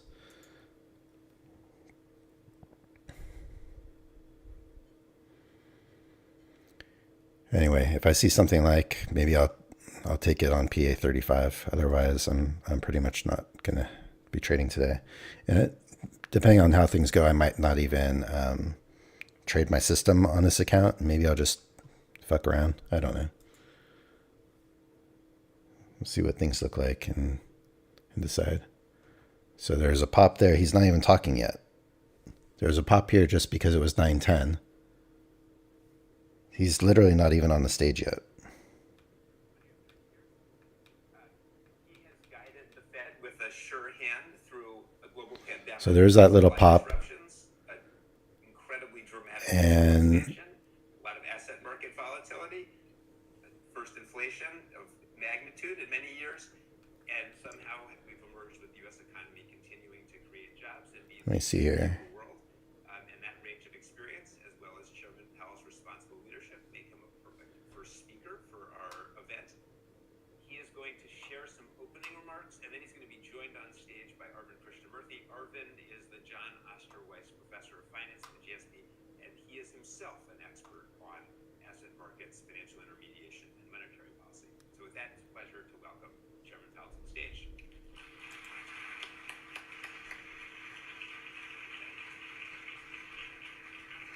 All right, so now here he is. He's talking. Thank you very much. Officially. It's great to be here today. Thanks to everyone for coming out. It's a pleasure to be here. So I'm going to begin with some comments on the economy and the road ahead for monetary policy before briefly discussing the Federal Reserve. All right. Is this going to cause some sort of market reaction? So over the past year, inflation has come down significantly, but it's still running above the FOMC's 2% goal. In February, headline inflation was 2.5% over the past 12 months based on PCE index. A year ago was 5.2. Core inflation, which excludes the volatile food and energy components, stood at 2.8% in February. A year ago was 4.8%. So this is very welcome progress, but as you can see, the job of sustainably restoring 2% inflation is not yet done. Tight monetary policy continues to weigh on demand, particularly in interest-sensitive spending categories. Nonetheless, growth in economic activity really boring to listen to this guy. In 2023, as real GDP expanded by more than 3%, and 3 million jobs were created. Like the thing is, like none of this stuff matters for the way I trade, right? It doesn't even matter what he says. I'm just curious, does he say something and then you see the market start moving fast? But otherwise, I really don't care what he says as far as trading goes. In addition, labor supply increased significantly thanks to rising participation among 25 to 54-year-olds, workers in their prime working years, as well as a strong pace of immigration. Recent readings on both job gains and inflation have come in higher than expected. The economy added an average of 265,000 jobs per month in the 3 years through February, a faster pace than we have seen since last June. And the higher inflation data over January and February were above the low readings in the second half of last year. Right, so market's not really moving very much yet off of this. But it's so interesting that there's like this burst right at 9:10 And he wasn't even on the stage yet. I mean, it just goes to show it's like Labor market rebalancing is evident in many parts of the data, including quits, it's just job openings, some surveys, of it's numbers just of workers, people in the market, pointing to moving the a market. gradual decline in wage growth. On inflation, it is too soon to say whether the recent readings represent more than just a bump. We do not expect that it will be appropriate to lower our policy rate until we have greater confidence that inflation is moving sustainably down toward 2%. Given the strength of the economy and progress on inflation so far, we have time to let the incoming data guide our decisions on policy. We've held our policy rate at its current level since last July, as shown in the individual projections that the FOMC released just 2 weeks ago. My colleagues and I continue to believe that the policy rate is likely at its peak for this tightening cycle. If the economy evolves broadly as we expect, most FOMC participants see it as likely to be appropriate to begin lowering the policy rate at some point this year. Of course, that outlook is still quite uncertain, and we face risks on both sides. Reducing rates too soon or too much could result in a reversal of the progress we've seen on inflation and ultimately require even tighter policy to get inflation back to 2%. But easing policy too late or too little could unduly weaken economic activity and employment. As progress on inflation continues and labor market tightness eases, these risks continue to move into better balance. As conditions evolve, monetary policy is well positioned to confront either of these risks. We're making decisions meeting by meeting, and we'll do everything we can to achieve our maximum employment and price stability goals. And that brings me to my second topic. The Fed has been assigned 2 goals for monetary policy: maximum employment and stable prices. Our success in delivering on these goals matters a great deal to all Americans. To support our pursuit of these goals, Congress granted the Fed a substantial degree of independence in our conduct of monetary policy. Fed policymakers serve long terms that are not synchronized with election cycles. Our decisions are not subject to reversal by other parts of the government other than through legislation. This independence both enables and requires us to make our policy decisions without consideration of short-term political matters. Such independence for a federal agency is and should be rare. In the case of the Fed, independence is essential to our ability to serve the public.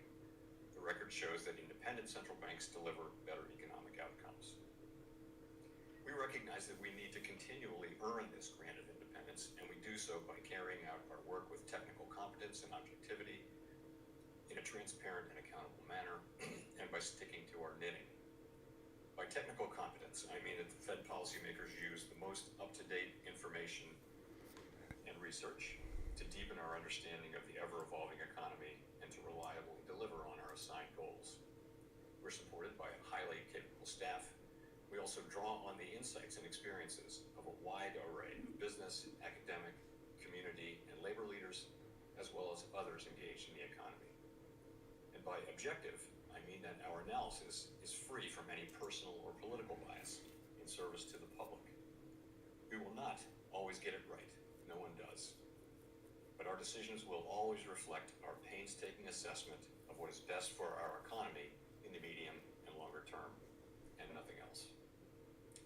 Transparency and accountability are fundamental for any government agency in a democracy, but are especially important for one granted policy independence. The Fed has a special obligation to explain ourselves clearly, to describe what we're doing and why we're doing it. We're always striving to improve this communication, and it is a job that is never complete. But we've come a long way. Before 1994, the FOMC did not even announce monetary policy decisions. Today, we announce those decisions and we explain the thinking behind them in our post-meeting statement and press conference.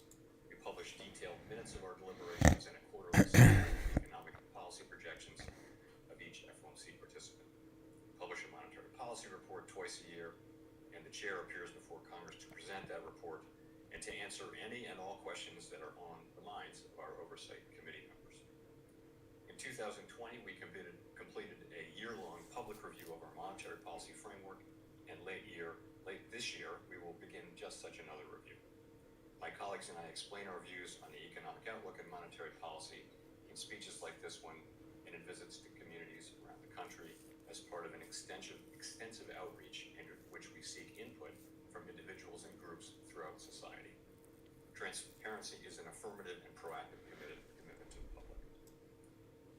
Lastly, to maintain the public's trust, we also need to avoid mission creep. Our nation faces many challenges, some of which directly or indirectly involve the economy. Fed policymakers are often pressed to take a position on issues that are arguably relevant to the economy, but are not within our mandate, such as, for example, particular tax and spending policies, immigration policy, and trade policy. Climate change is another current example. Policies to address climate change are the business of elected officials and those agencies that they have charged with this responsibility. The Fed has received no such charge. We do, however, have a narrow role that relates to our responsibilities as a bank supervisor. The public will expect that the institutions that we regulate and supervise will understand and be able to manage the material risks that they face, which over time are likely to include climate-related financial risks. We will remain alert to the risk that there will be pressure to expand that role over time, but we are not, nor do we seek to be, climate policymakers. In short, doing our job well requires that we respect the limits of our mandate. Thank you. I'll stop there and look forward to our discussion. Thanks.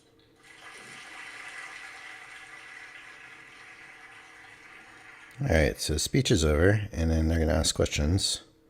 So far, market seems to like what he had to say, I guess. Moved up a little bit.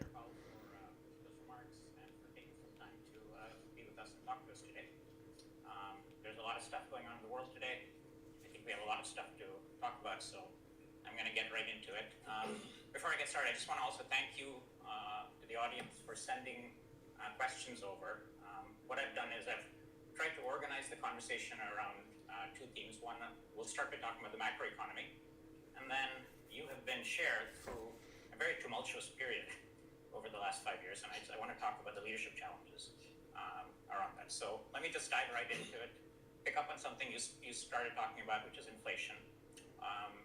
2 years ago, we had inflation readings close to 6-7%. We've come down to 3% last Friday.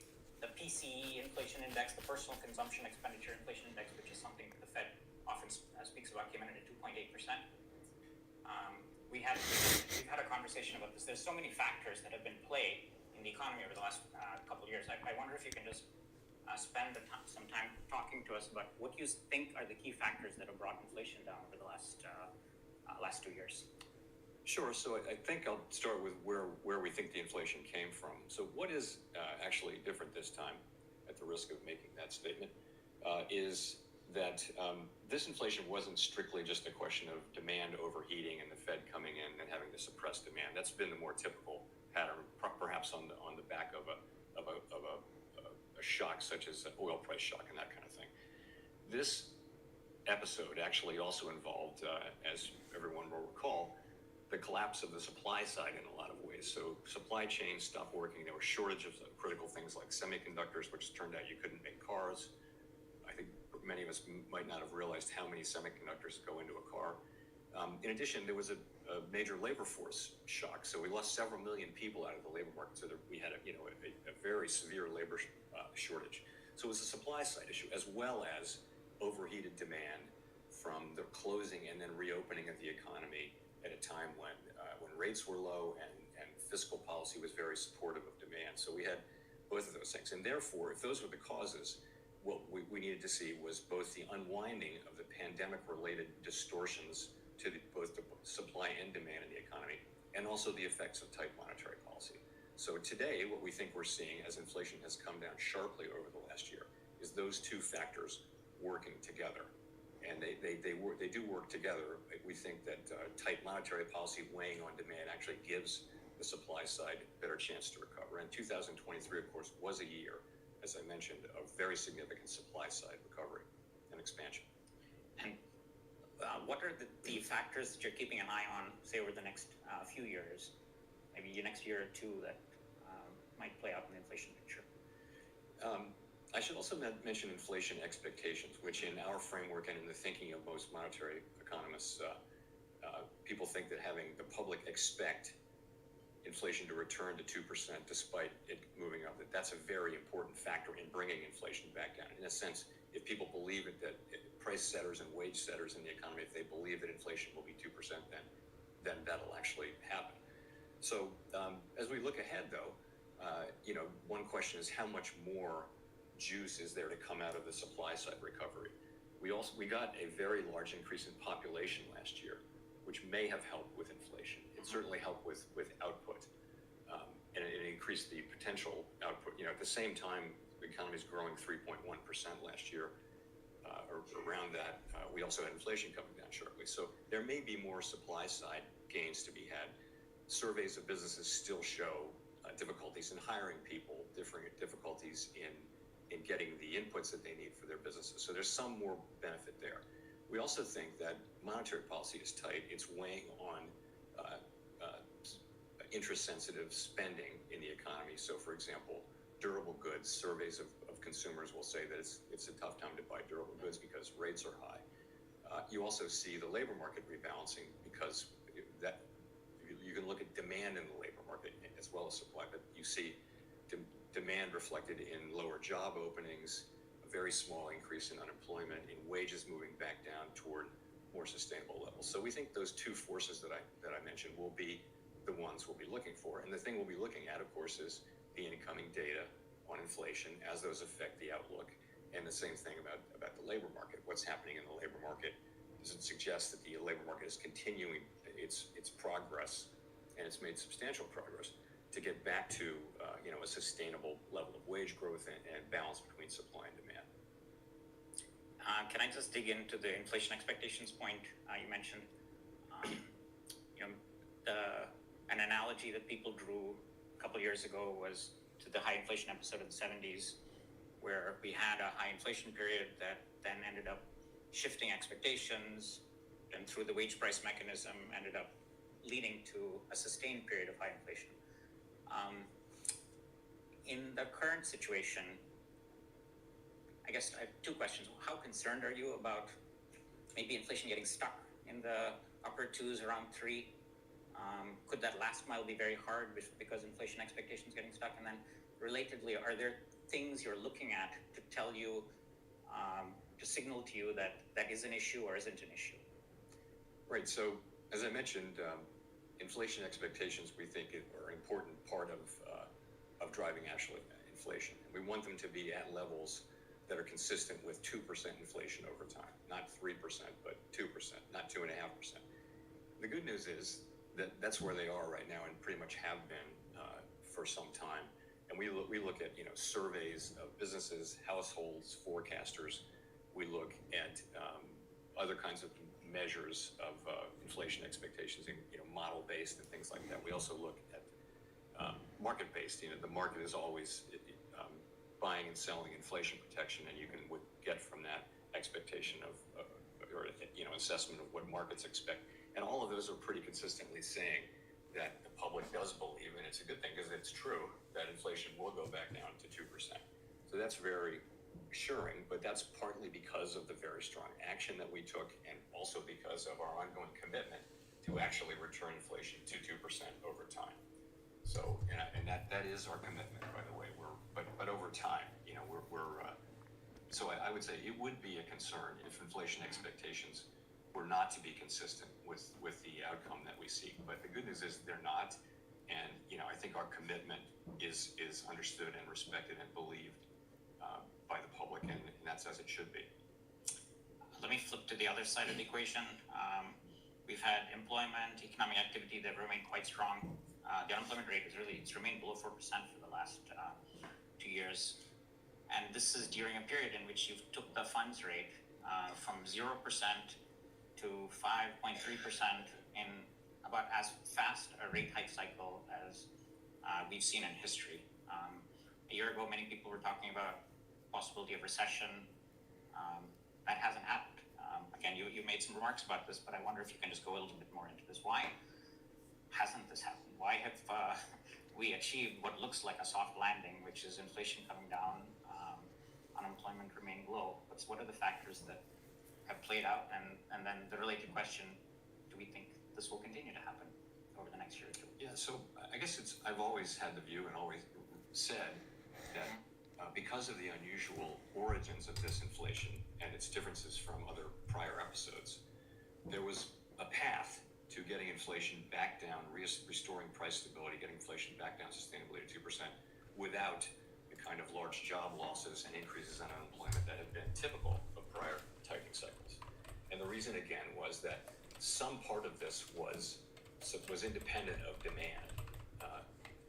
If you have to get all of the inflation reduction gains from suppressing demand, the chances are that will involve that will weigh on employment and economic activity pretty significantly. But here we had the situation for semiconductors. You couldn't buy a car at the very time when people wanted cars because they were moving to the suburbs, because they didn't want to ride on public transportation because of COVID. At that precise time, the supply of cars went down dramatically because of the shortage. So what happens is the prices went way up. That's how the market clears in our economy. So on the other side of that, though, without respect to demand, once the semiconductor supply comes back, you should come right back down that curve, and you could, in principle, get inflation down significantly without just ignoring demand for a second. So I always thought that was possible, and I would say something like that appears to be happening. Sorry. So then your question is, how did that happen? So more recently, we expected that to happen at the very beginning, and that's why we thought the inflation was transitory, meaning it would go away quickly without much effort from us. That turned out not to be the case.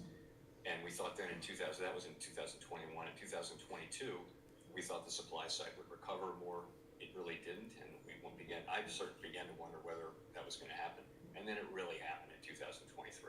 Right about the time we were almost ready to give up on supply side recovery, you got this significant increase in labor force participation, accompanied by a significant move up in immigration, and you also got the unwinding of the supply side problem. So what's happening is when that happens, potential output is going up significantly. The economy's productive capacity. So you have a situation where productive capacity is going up even more than actual output.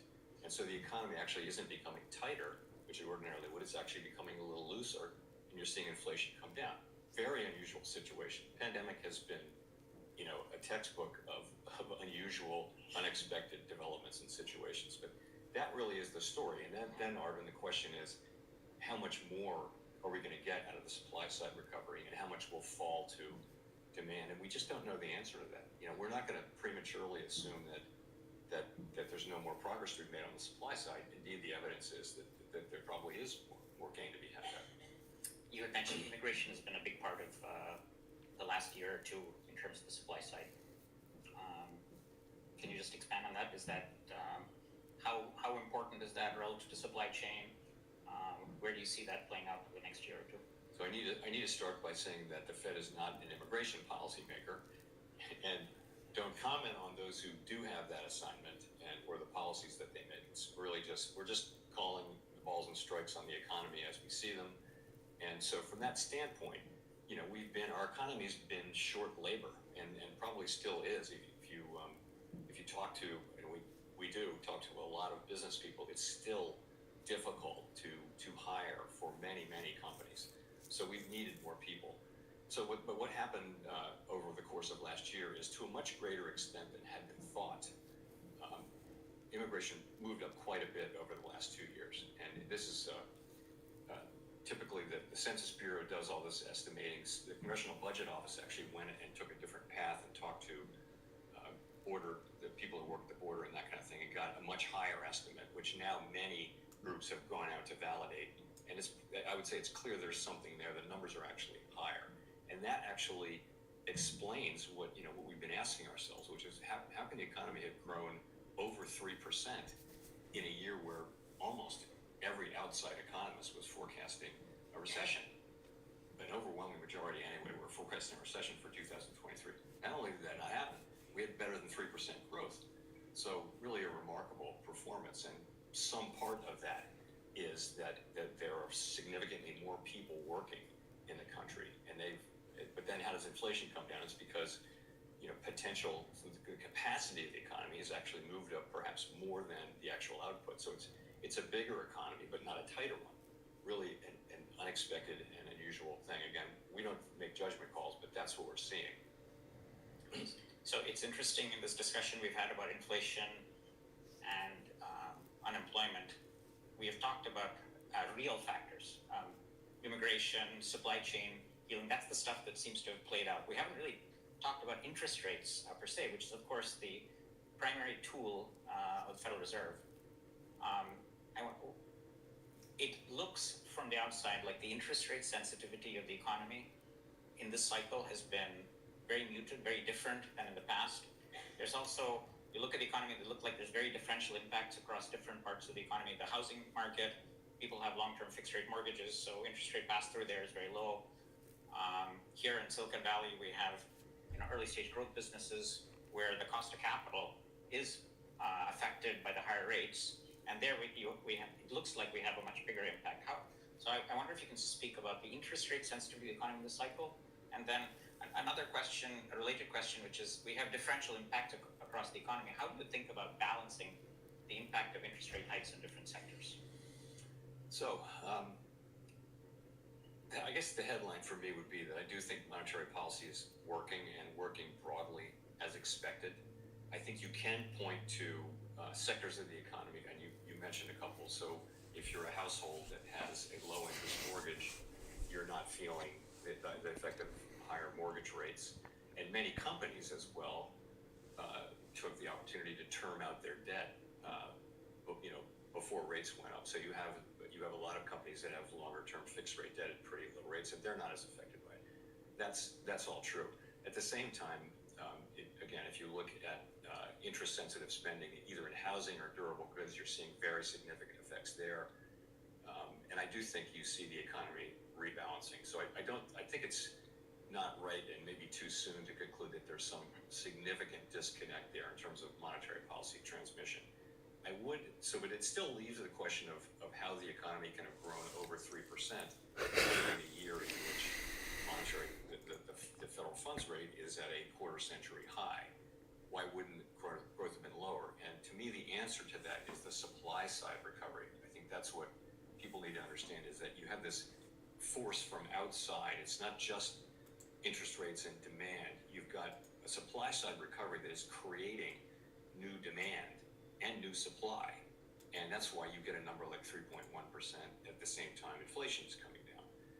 One of the reasons why. So I think that's really the story. It's not that the policy isn't restrictive, and it's not that the economy is not responsive to rates. It's that we've had this outside force that is temporarily affecting that. So if I benchmark Fed policy right now, we have rates at 5.3%. Inflation is running a little bit under 3%. It's like a 2.5% real interest rate. That's really the real cost of borrowing. Compare this to pre-pandemic, we had real rates of close to 0, maybe 0.5%, sometimes negative. So we've gone from a very low rate environment to a very high rate environment. Policy looks tight right now. Another benchmark, I don't know if my colleague John Taylor is here, but the Taylor rule is a typical benchmark we use for thinking about a central bank policy. And by the Taylor rule, policy rates right now should be around 4. So policy does look quite restrictive right now. And I think in talking about where policy is right now, you said that the risks are balanced. Why continue to have tight policy in an environment in which the risks are balanced? So we do think that policy is restricted. We think it's doing its job. I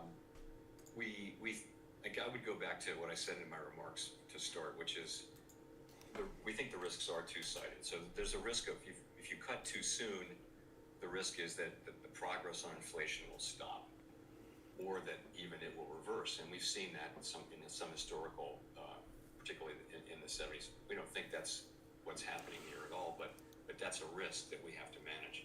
The other risk is that we wait too long or move too slowly. Once we do move, and in that case, you have weakening in the labor market and economic output. So we we're trying to steer between those two risks. Obviously, we're trying to be. I start talking about this, and there's a sell-off. It's very challenging. There is no risk-free path, but and I think we're in a position to address the economy moving in either of those directions.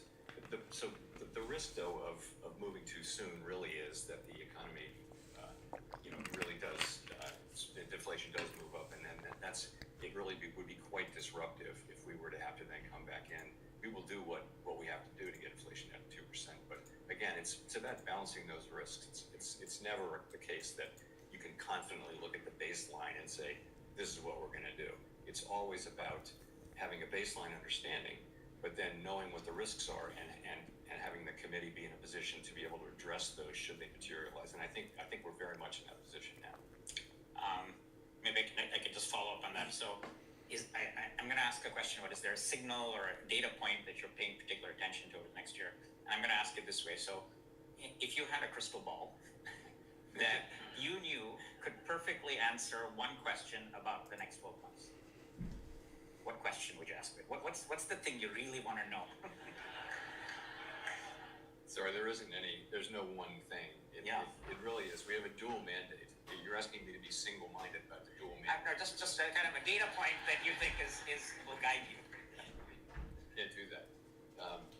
No, I mean, we have to, I would say this, in our framework, the two goals, price stability and maximum employment, are equal under the law. But our framework literally says that if you're very far from achieving one of the goals and the other one is pretty much at goal or even better than goal, then you focus on the one that's far from goal. This is obvious, right? So, and that's what we did after inflation came up in March of 21, and then we really had a very tight focus. And you heard us talking about, getting inflation under control. But as inflation has come down, the two things are moving back into balance. And we're not a single mandate bank.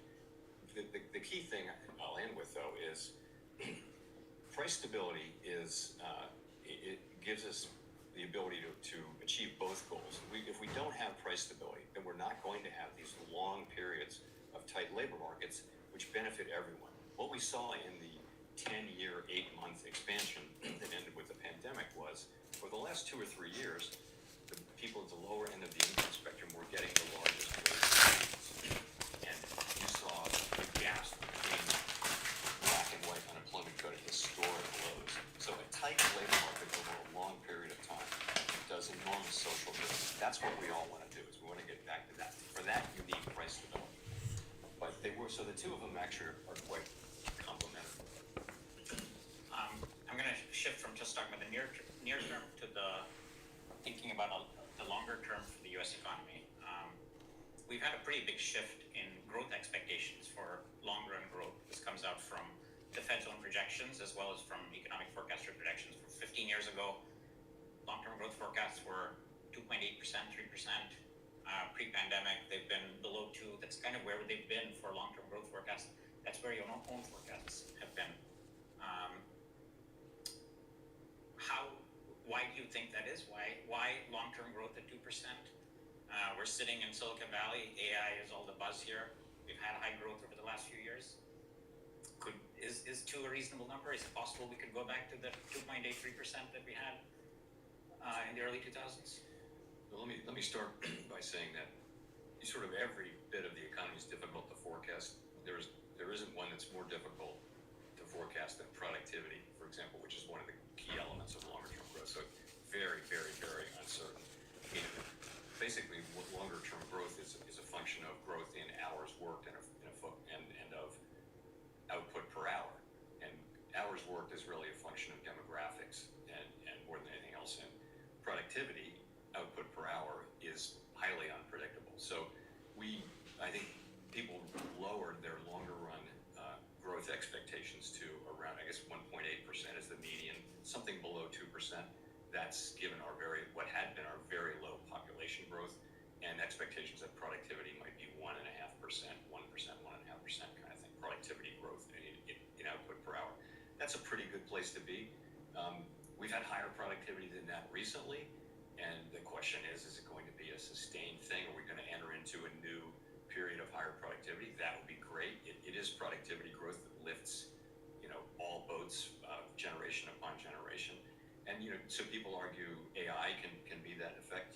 Some people are arguing that there were a lot of business starts at the beginning of the pandemic and during the pandemic, as Americans went out and started businesses at that time, and also that you've seen you've seen a lot of change in the labor force. So people moving, quitting, going to better jobs that might be better suited to their skills. But all of those things, they could become a longer run productivity increase or not. Those might just be the things that we need to get 1.5% productivity. And they might. It is unknowable. And particularly with AI, the range of potential outcomes. It should increase productivity. Everyone sees that, but that's not what we're seeing in the numbers now. It's too soon for AI to be affecting, I think, the productivity numbers. But the logic of it is that it could actually, increase productivity. And then the question will be, what does it do to labor? Is it going to replace labor or augment labor or both? And if so, in what proportion? So hard to say about longer run growth, but of course, it would be great if that were the case. And then just to follow up, and we talked about this before, do you feel like we need to take a stand on this in policy making at current? No, I mean, so our focus, the things that are really important to the U.S. economy over time are productivity, immigration, even trade policy, industrial, the things that we're doing, industrial policy that is now a thing. Those are important to the longer run growth and economic well-being of Americans. And what we do is we try to move the economy towards stable prices and maximum employment through the business side. That's what we can do with business with monetary policy. We are also a crisis responder. We're a really important crisis responder. We can get there quickly. We have great tools for it. So that's a key thing that we do. We also regulate and supervise the banks, and it's important. And we look after financial stability. So all those are very important things, but they're not things that affect the longer run potential output of the United States. So honestly, though, the question of what will be the equilibrium interest rate, the neutral interest rate going forward, doesn't really matter for policy today.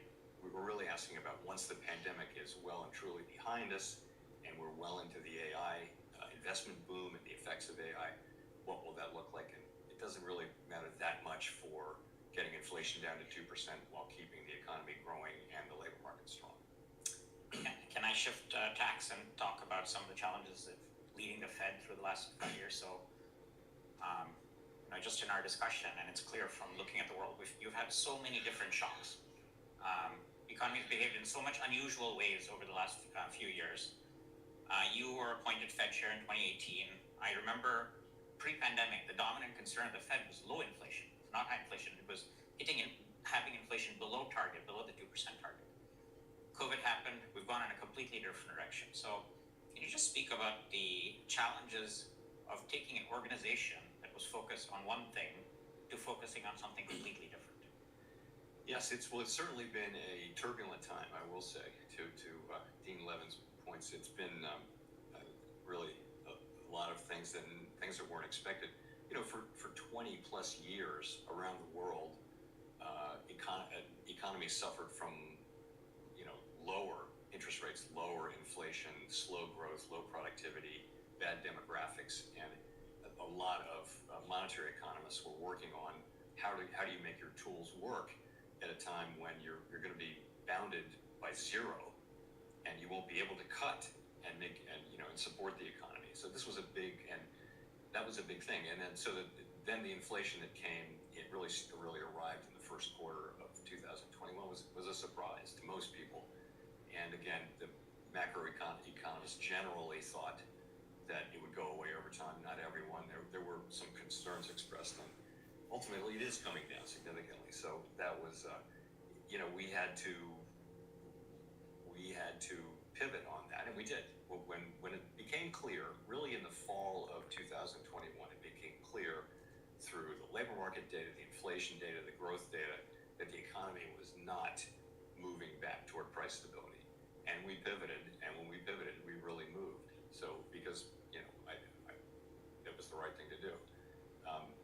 So the good news about monetary policy is it can move quickly. The emergency tools we have, as I mentioned, are agile compared to other government policies, and they have a significant effect on the economy. So I think we've gotten to what is, knock on wood, pretty good place. We're using our tools now to try to bring inflation down the rest of the way to 2% while keeping the economy strong and the labor market strong as well. I mean, the other side of this tumultuous period that we've been through is the external pressure from the Fed, from outside over where to set interest rates. And you have faced this pressure over the last 6 years, including from the former president. So how do you navigate the decision-making of the Fed in the larger scheme of pressures coming in from the outside? So the thing is, internally we have peace of mind on this because everybody who works at the Fed knows that we're going to do what we're going to do, and we're going to do it for economic reasons. And that's it, as I mentioned in my remarks. And I mean, I think you can go back and look. Anybody can read the verbatim transcripts of the things that we discussed during. It doesn't matter what the election calendar is saying. Whatever's happening in the economy, those are the decisions. We make decisions based on the analysis that I described in my remarks. So I think we know that. So it becomes, but it's a communication issue that people need to understand that that's what we do. It's always what we do. If you look at the modern historical record, you'll see that the Fed has been prepared to move or not move and do what it thinks is the right thing for the economy in the medium and longer term without regard to kind of outside considerations. And it's important to just have people know that, which is why I brought it up. I don't have concerns that, that it's going to be a problem for us because we're going to do what the right thing is for the economy over time, and my colleagues and I are tightly focused on that. Maybe you can just say a little bit more about that. I mean, you're praised by many people in your ability to build consensus. You've served in different White House administrations with different political ideologies. How do you do that in practice? Do you have any advice for all of us? And so it boils down to two things. One is, we have a specific mandate. Stick to that mandate. Focus on that mandate, and don't be dragged into partisan political fights around. I mean, when I testify, people are always trying to get me and my colleagues to support their perspective on fiscal issues or immigration issues, and they think of an economic hook. They try to, but we just don't do that. We stay with it. That's part of it. The other part of it just is I spend a lot of time in our system of government. Oversight comes through Congress. In a parliamentary system, it's through the elected government. But because that's the same people who are in the parliament. But for us, it's not the administration that has legal oversight responsibility. It's the Congress, the House and the Senate, and particularly the two oversight committees, one in the House, one in the Senate. And so my colleagues and I spend a lot of time, and we don't go up there to blast talking points at people. We want to hear what they're thinking, and we want to listen carefully and respectfully and tell them what we're thinking. And I think people appreciate that. That's the thing. Same thing internally. I think when you listen respectfully and understand what people are saying and try to think about how to incorporate that thinking into what you're doing, for most people, most of the time, that's going to be enough. And so they can go along with things that they don't 100% support, but they feel like they were heard, or they're not going to maybe criticize quite as harshly as they would, because they realize that you're doing this in good faith to the absolute best of your ability and based on the actual facts and what we know about the ever-evolving economy. And can I just ask about how your own background has helped in this process? So you are a person who has shifted between the public and the private sector over the course of your career. And you're a lawyer by training. You don't have an economics PhD. You're running an organization which is mostly a PhD, or many PhD economists. So can you just speak about how your background has helped you navigate this? Sure. So when I graduated from college, I had no plan other than this idea that I liked what I saw of the careers of people like George Shultz or Cyrus Vance, for example. And the idea was these are people who had a mainly private sector career, but served in the government at intervals and were able to do public service. I grew up in Washington, D.C. My family was not involved in any of this really, but this is what I observed, and I thought I would like to do that. And by some miracle, that's kind of what happened. It wasn't careful planning. so I always wanted to do public service, and I wound up doing that. I served as an aide on the Hill. I was all these different things that I've done. So that's how that happened. And then I'll ask one last question for this. Do you have any advice for the students in this room whose interests are to move between public and private sector? So I think that's a great plan for people. People have different tolerance levels for volatility. So, I mean, I quit the law and went into investment banking. Quit investment banking, went into private equity. Quit private equity and went into public service. So if you're willing to tolerate volatility and steep learning curves, then if you're that person, then that's a great way to go. The other thing I'll say, though, is I have really found that when I was a partner in a private equity firm, I asked the head of the investment area, what do you look for? I mean, it's all about picking good CEOs and good business models. What do you look for in a good CEO? And the answer was, there's no one model. And that's really important. I've seen very different people be successful in leadership roles. Very, very different people. And it's in, I don't know if it's in every person, but it's in a lot of people to find your own way to lead.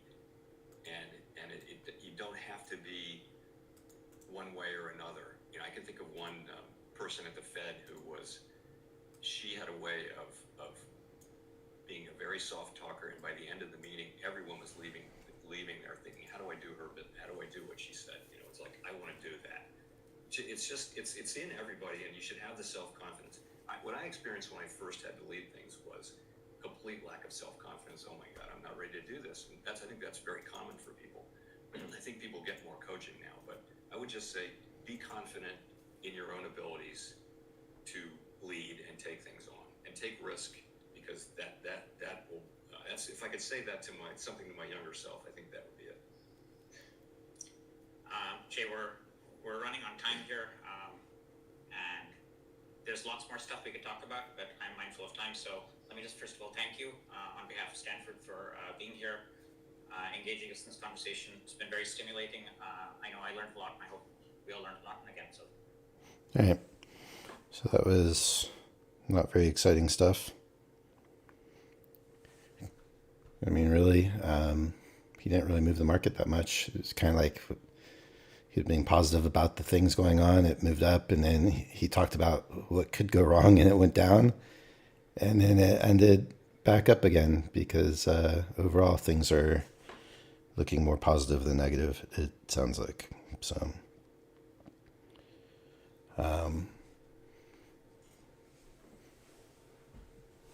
but nothing in there for me to trade.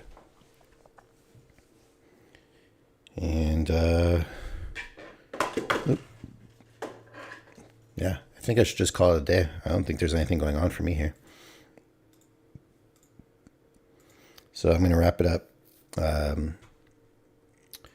80% discount is now extended through the whole month of April. You can use this code or any other.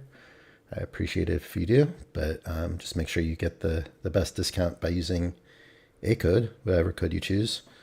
And yeah, I really thought it was going to go back to 71% today because they had already extended the 80% before that, but they're just keeping it going. And, I was saying at the beginning of this stream how I don't know why they don't just change it to be an 80% discount price as like their permanent standard price, but I guess they don't want to do that. Probably because people buy a ton of evaluations on the last day. I think it's the last day of the last day of the promo. So a ton of people are trying to pass in one day yesterday and buying 80% discounts because they want to save money in case it goes to 71%, or their old standard used to be 50%. So people trying to save money, blowing accounts, buying new ones, and then they extend the code, and now there's a whole month of people feeling comfortable with buying at the current price. So I guess from their point of view, from Apex's point of view, their strategy, it makes sense for them to just keep calling it a discount and keep extending it or whatever, and then that way at the end of each period they get a rush of extra purchasing. That's my only guess. One day pass also is continuing, and I don't know, what's the reset now? The reset, let's see if I can see it. 50% off resets. So I think the normal price is $80 for a reset. So that means it's $40 if I have that right. I don't know. There's a link in my description below. So if you have any doubts, click on the link and you can learn anything you need to know from Apex's website. And then just, yeah, if you don't mind, use my code if you purchase any. Appreciate it. So slow week, 2-0 at the end of my Wednesday session. So really unusual. I mean, it's been a really long time since I've only had 2 trades in the first 3 days of a week.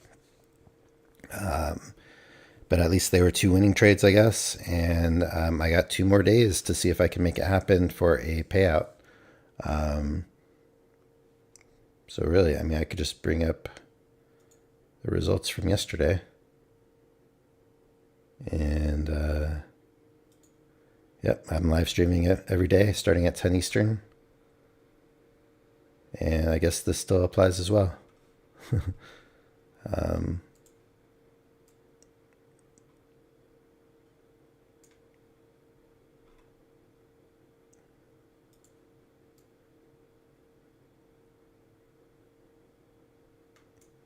There we go. So let's see how tomorrow and Friday go. And with any luck, I'll get a couple trades at least. And maybe qualify for a payout. Maybe pass another evaluation. Could be a really great week, or if this week continues the way it's been going, I'll just have to be patient and wait for better days and wait for the next payout period. I'm not going to do anything crazy just to try to make it happen this payout period. I'm just going to trade within myself, within my system. And I think that gives me my best chance to do it. So I really thought it would be easier than this to get trades this week and give myself a chance. And it's just the way the price actions worked out this week. It hasn't been happening yet. So I'll hope for a better chart or, better price action for the way I'm trading tomorrow and go from there.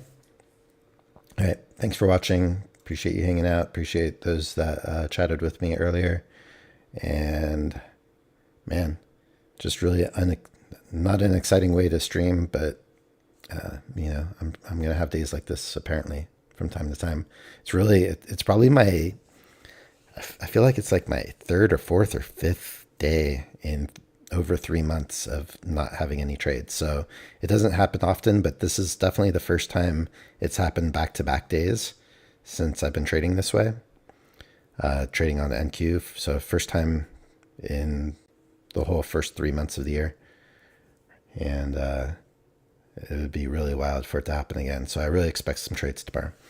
All right. I've said it all. All right. Thanks for watching. Hope you had a good trading day and be back at it tomorrow.